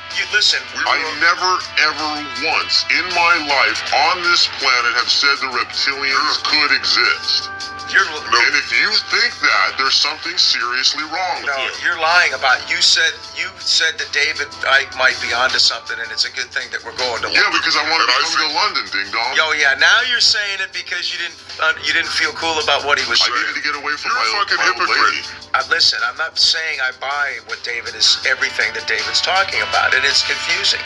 But I'm simply saying maybe he's right that you can't figure it all out today. That's all I'm saying. On the plane ride home from London to Los Angeles, Mr. X told us that Brandon started to show signs of depression and hinted that he was thinking about giving up his search for Jude. But then Brandon changed his mind. Why? No, he didn't change his mind. They changed it for him.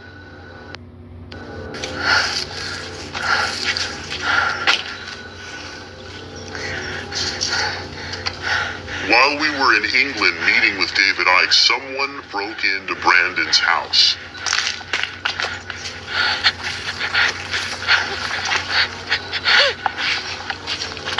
Give me your cell phone.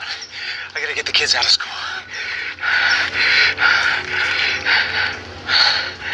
Hello? But they didn't take anything of value. They left the jewelry, they left the flat screen TVs. The only stuff they took was the information related to Jude, to the Jude case.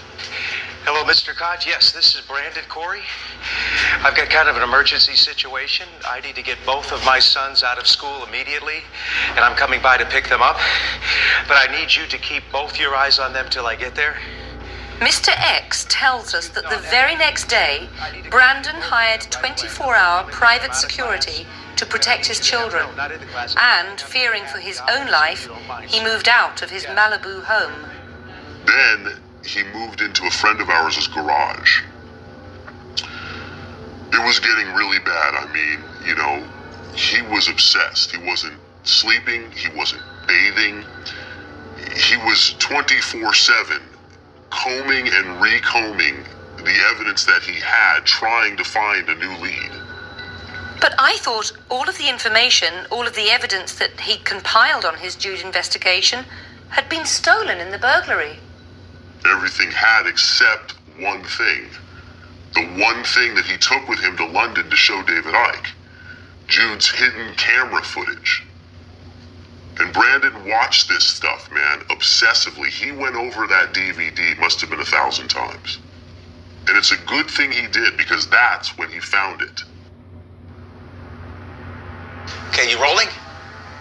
Yeah, I'm rolling. Okay, listen, just stay with me with this, okay? Just hear me out for a few minutes, all right? I'm going to start from the top. We know for a fact that Vice President Dick Cheney was speaking at that hotel in Century City on January 14, 2004. We also know for a fact that Jude went to the hotel on that same day to try to approach the Vice President wearing a hidden camera disguised as a Secret Service agent. You're with me, right? Yes. Okay. All right, right here. How does he get past these guys? We don't know, but he gets past these guys in through the hotel lobby, okay? He's gotten past 2 or 3 Secret Service agents somehow. Okay, look at this guy. This guy is obviously securing the elevators, correct? Yes. Okay. Doesn't it look like he's looking right at Jude? It looks like he could be, yes. Jude gets right by this guy. He gets right by this guy. He gets inside the elevator, and he hits PH, which we've seen, which stands for what? The penthouse floor. Now, look at this. If you look at the footage here very closely, you can see, bring the camera in here for a second. Look at the floor here. See how it's carpeting and then it changes here? It's shiny. Does that look like that could be a marble floor? Yeah. Okay, we've got 2 Secret Service agents standing on what could be a marble floor in front of a doorway. So what could they be securing? It could be the penthouse suite. Could be the penthouse suite. Who could be in the penthouse suite at this very moment? Who could be in the penthouse suite this day? Dick Cheney, Brandon. Dick Cheney. Exactly. In my opinion, Dick Cheney's in that room. Remember what the Marine told us in D.C. Your friend Jude broke into the Century Plaza Hotel dressed as a Secret Service agent. Ask yourself why Jude wanted to get into that room. So what's your point? My point is that Dick Cheney was in that room shape-shifting. Jude knew it, that's why he was going to that room. He had the hidden camera, he was walking in there to capture it on film. Let me continue on with the footage here. Okay, they arrest him, they bring him into this command center type room, all right? This is where they start questioning him. These guys are starting to get rough with him. Now this guy here, this guy's the guy who beat him the hardest. Did you see that? No, see what? Bring the camera in, I'll slow-mo it, okay? Right before the camera goes dead, watch this. Watch this guy's eye.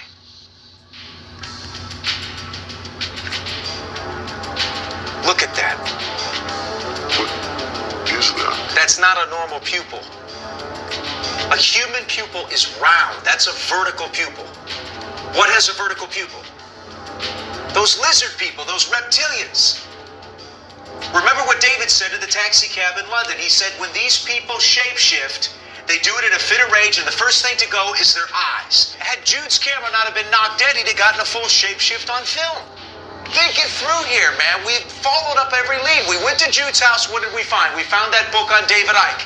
We know that. What else did we find? We found that other book, that Bible-type book from that group, The Arena. That's the only thing that we haven't followed up on is that group, The Arena. This is Professor Richard Wayman, who heads the Department of Occult Research, a non-profit organization in Denver, Colorado. Professor, can you tell us about this group, The Arena? Well, the Arena believed that man was created when Eve joined into a sexual union with the serpent in the Garden of Eden, thus creating man to serve and carry out the will of the serpent race, or lizard people, as some refer to them. Can you explain what you mean when you say the lizard people? Yes, the Arena believe that there are many people that walk among us who look human but really aren't. They call them the lizard people.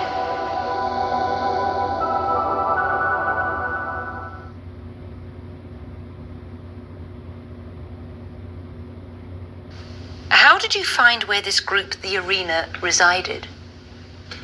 Brandon was in contact with the Marine in D.C., and he gave us the address. What was Brandon looking for? Well, we knew that Jude was connected to this group.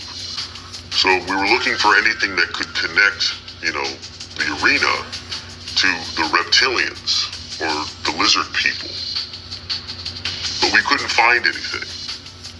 So we just waited and waited until finally they came out.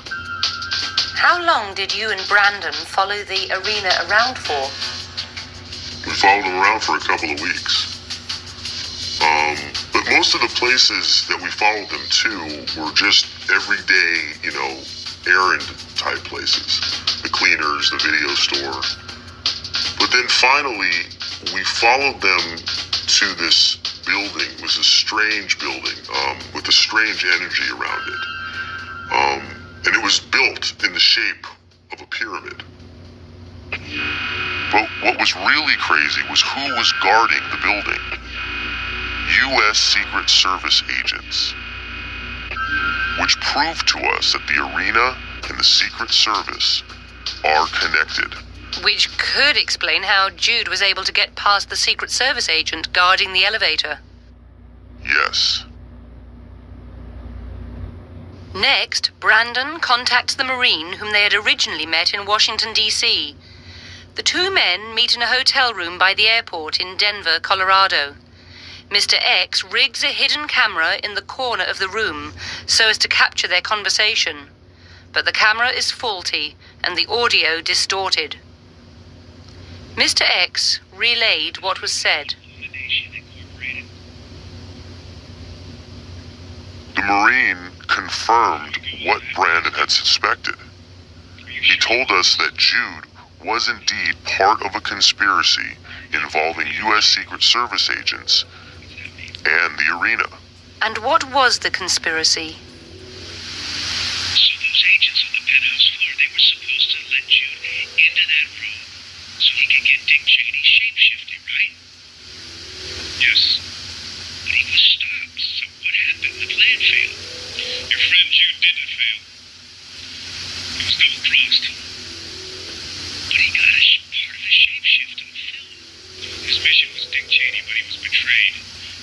realized this, he opted to trigger the Secret Service agent that betrayed him.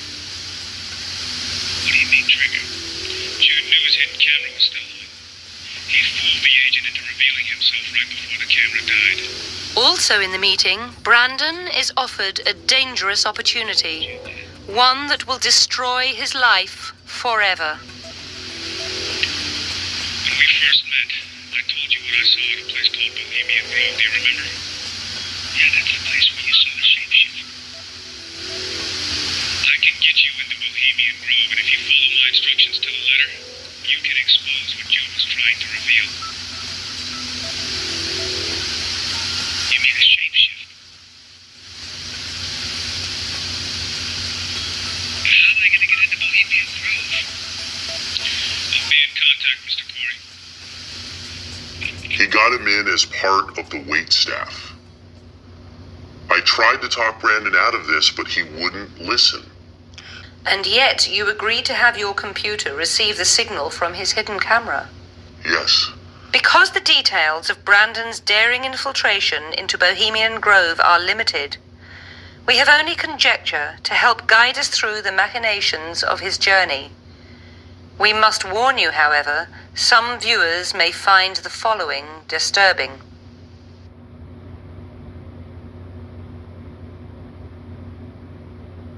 First, we see only static as the hidden camera seems to try and find its signal. From what we can tell, Brandon has driven to a guarded location where he is cleared by this Secret Service agent to proceed. As Brandon follows instructions and makes his way towards this van, we see an ominous-looking structure in the distance. After being searched by security, Brandon is blindfolded and helped into the van. As he enters the van, his camera signal dies, and it does not reappear until after the van has pulled behind the service entrance to this mansion.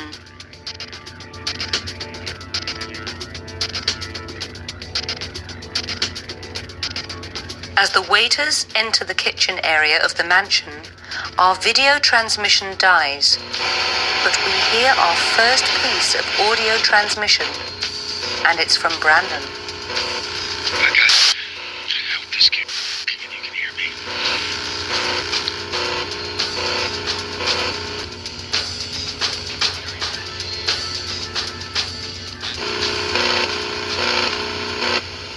Brandon tries to blend in at first by helping the other waiters set up in the grand ballroom inside the mansion.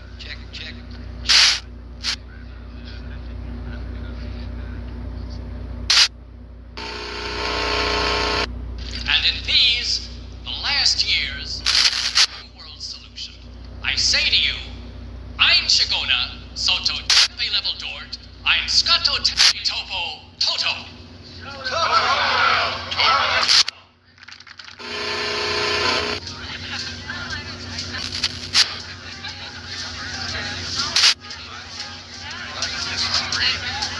Any word for what's in that? Obvious. Mark my words. Step another term that will link this nation to the blink of revolution. After serving drinks for these guests, Brandon makes his move.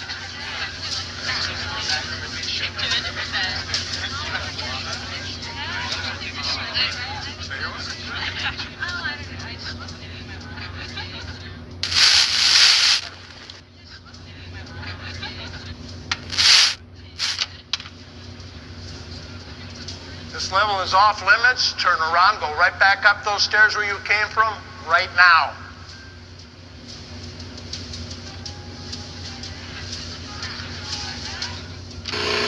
Now, picture and audio are lost again. And when they are restored, we see that Brandon is in an unfamiliar hallway off the kitchen.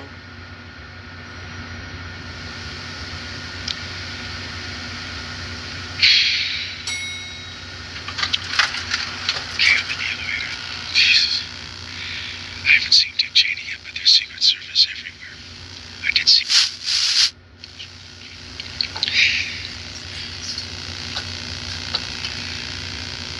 Alright, I'm taking out the man.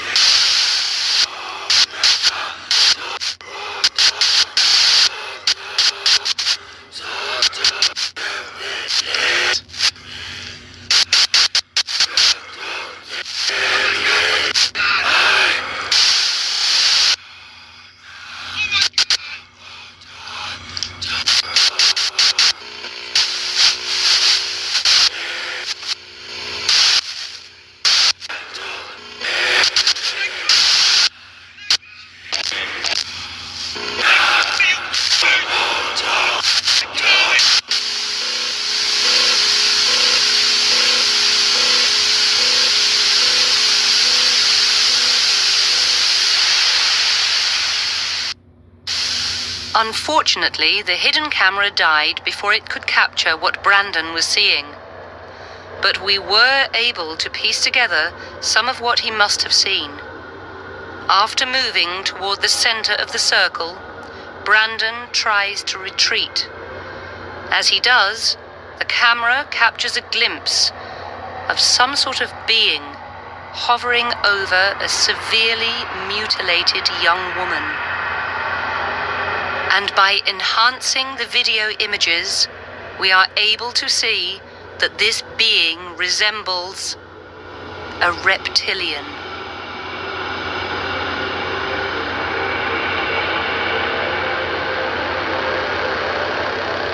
Brandon never came home from Bohemian Grove. No, he disappeared. What did you think had happened to him? I thought he was captured.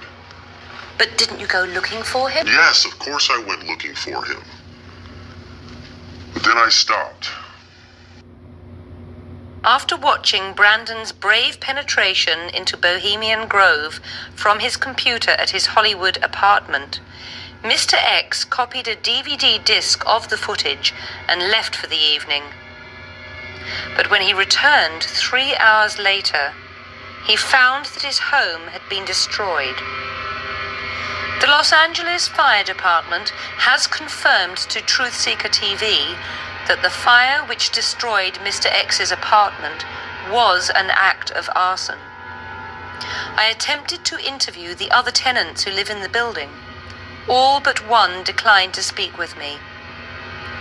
While refusing to be interviewed on camera, the tenant did confirm that they had seen a suspicious-looking person loitering near the building just 24 hours before Mr. X's apartment was torched. Truthseeker TV employed a professional police sketch artist to render a drawing of the suspected arsonist directly from the tenant's description. And needless to say, we were shocked at the result. Is this Jude Kemper? Or is it just another member of the arena? Is it likely that the alleged arsonist just happens to bear an uncanny resemblance to a member of the group he and Brandon had been tracking? We think not.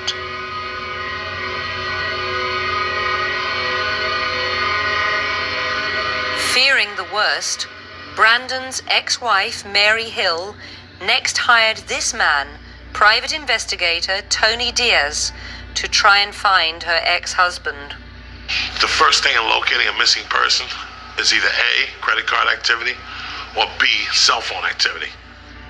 Just 3 weeks after hiring Mr. Diaz, Mary Hill received a phone call from the private eye's office.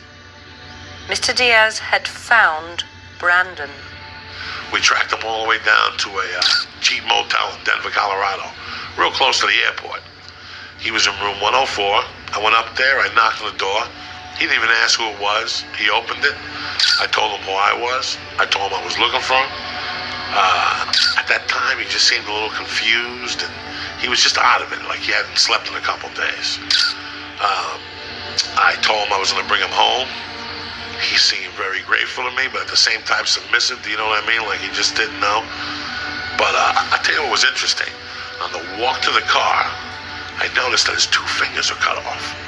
2 fingers. I didn't know what or where, and I kind of asked him. He didn't really want to give me an answer, so I didn't want to pry. I took some of the bandages off to see the extent of it, and the 2 fingers were chopped off. I mean, I'd never seen anything like that. I asked him if I could take some pictures. He agreed, and I got him back home safely. 2 weeks after Brandon was found, Mr. X told us that he received a phone call on his mobile phone. On the other end was a woman. She was frantic and crying. She didn't give her name. She just said that she was a psychic, that she was employed by the U.S. government, and that she was involved in something called remote viewing. Fascinated students of government conspiracy for decades. Remote viewing, or RV, is a form of psychic ability. Many conspiracy theorists believe that the US government employs these remote viewers as spies. This psychic called to tell me about a murder. A murder that hadn't even happened yet. Did she say who was going to be murdered? Yes. The Marine. This woman predicted a murder 2 weeks before it happened.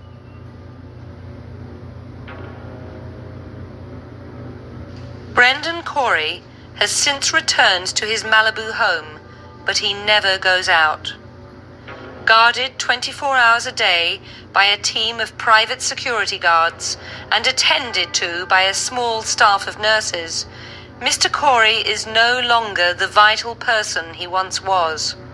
Truthseeker TV has repeatedly requested an interview with him, but we have been categorically refused all access, his family citing exhaustion and concern for the safety of his children.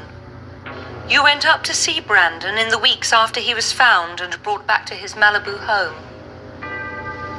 Yes, he asked to see me. Brandon's not the same person anymore. What do you mean?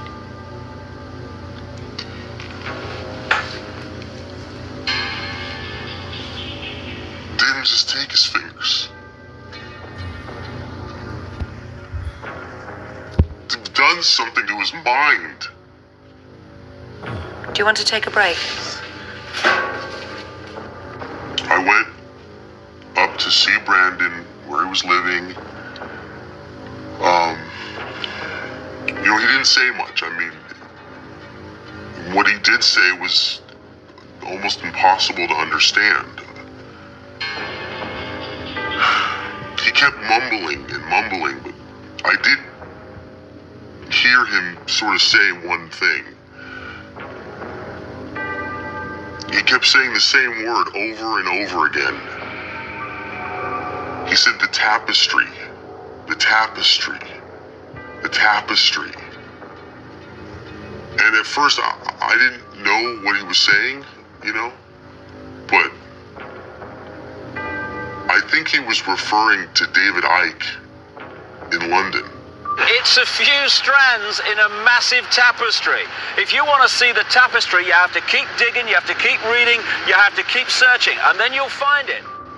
What else, if anything, did Brandon tell you? He told me to continue searching. For Jude Kemper? Yes, for Jude. Will you continue searching? No way, I'm done with this shit. But yet you are talking to us. Yes, in case something happens to me, I want the world to see the truth, right?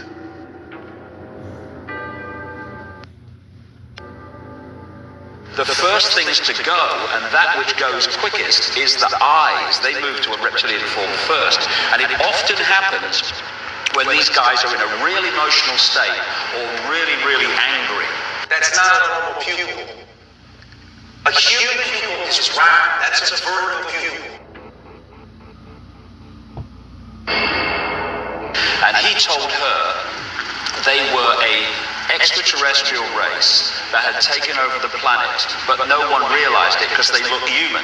This is what's happening, and these are the people behind the events in the world that caused the chaos and the hunger and the war. They have the ability and the knowledge to move to the human codes of the DNA and appear to us to be human, and move then to the reptilian codes of the DNA and shift literally in front of your eyes into a reptilian form. What you see on that footage is what I've been had described to me hundreds and hundreds of times by people from every walk of life you can think of. I saw a shapeshift, Mr. Corey. A shapeshift, Mr. Corey.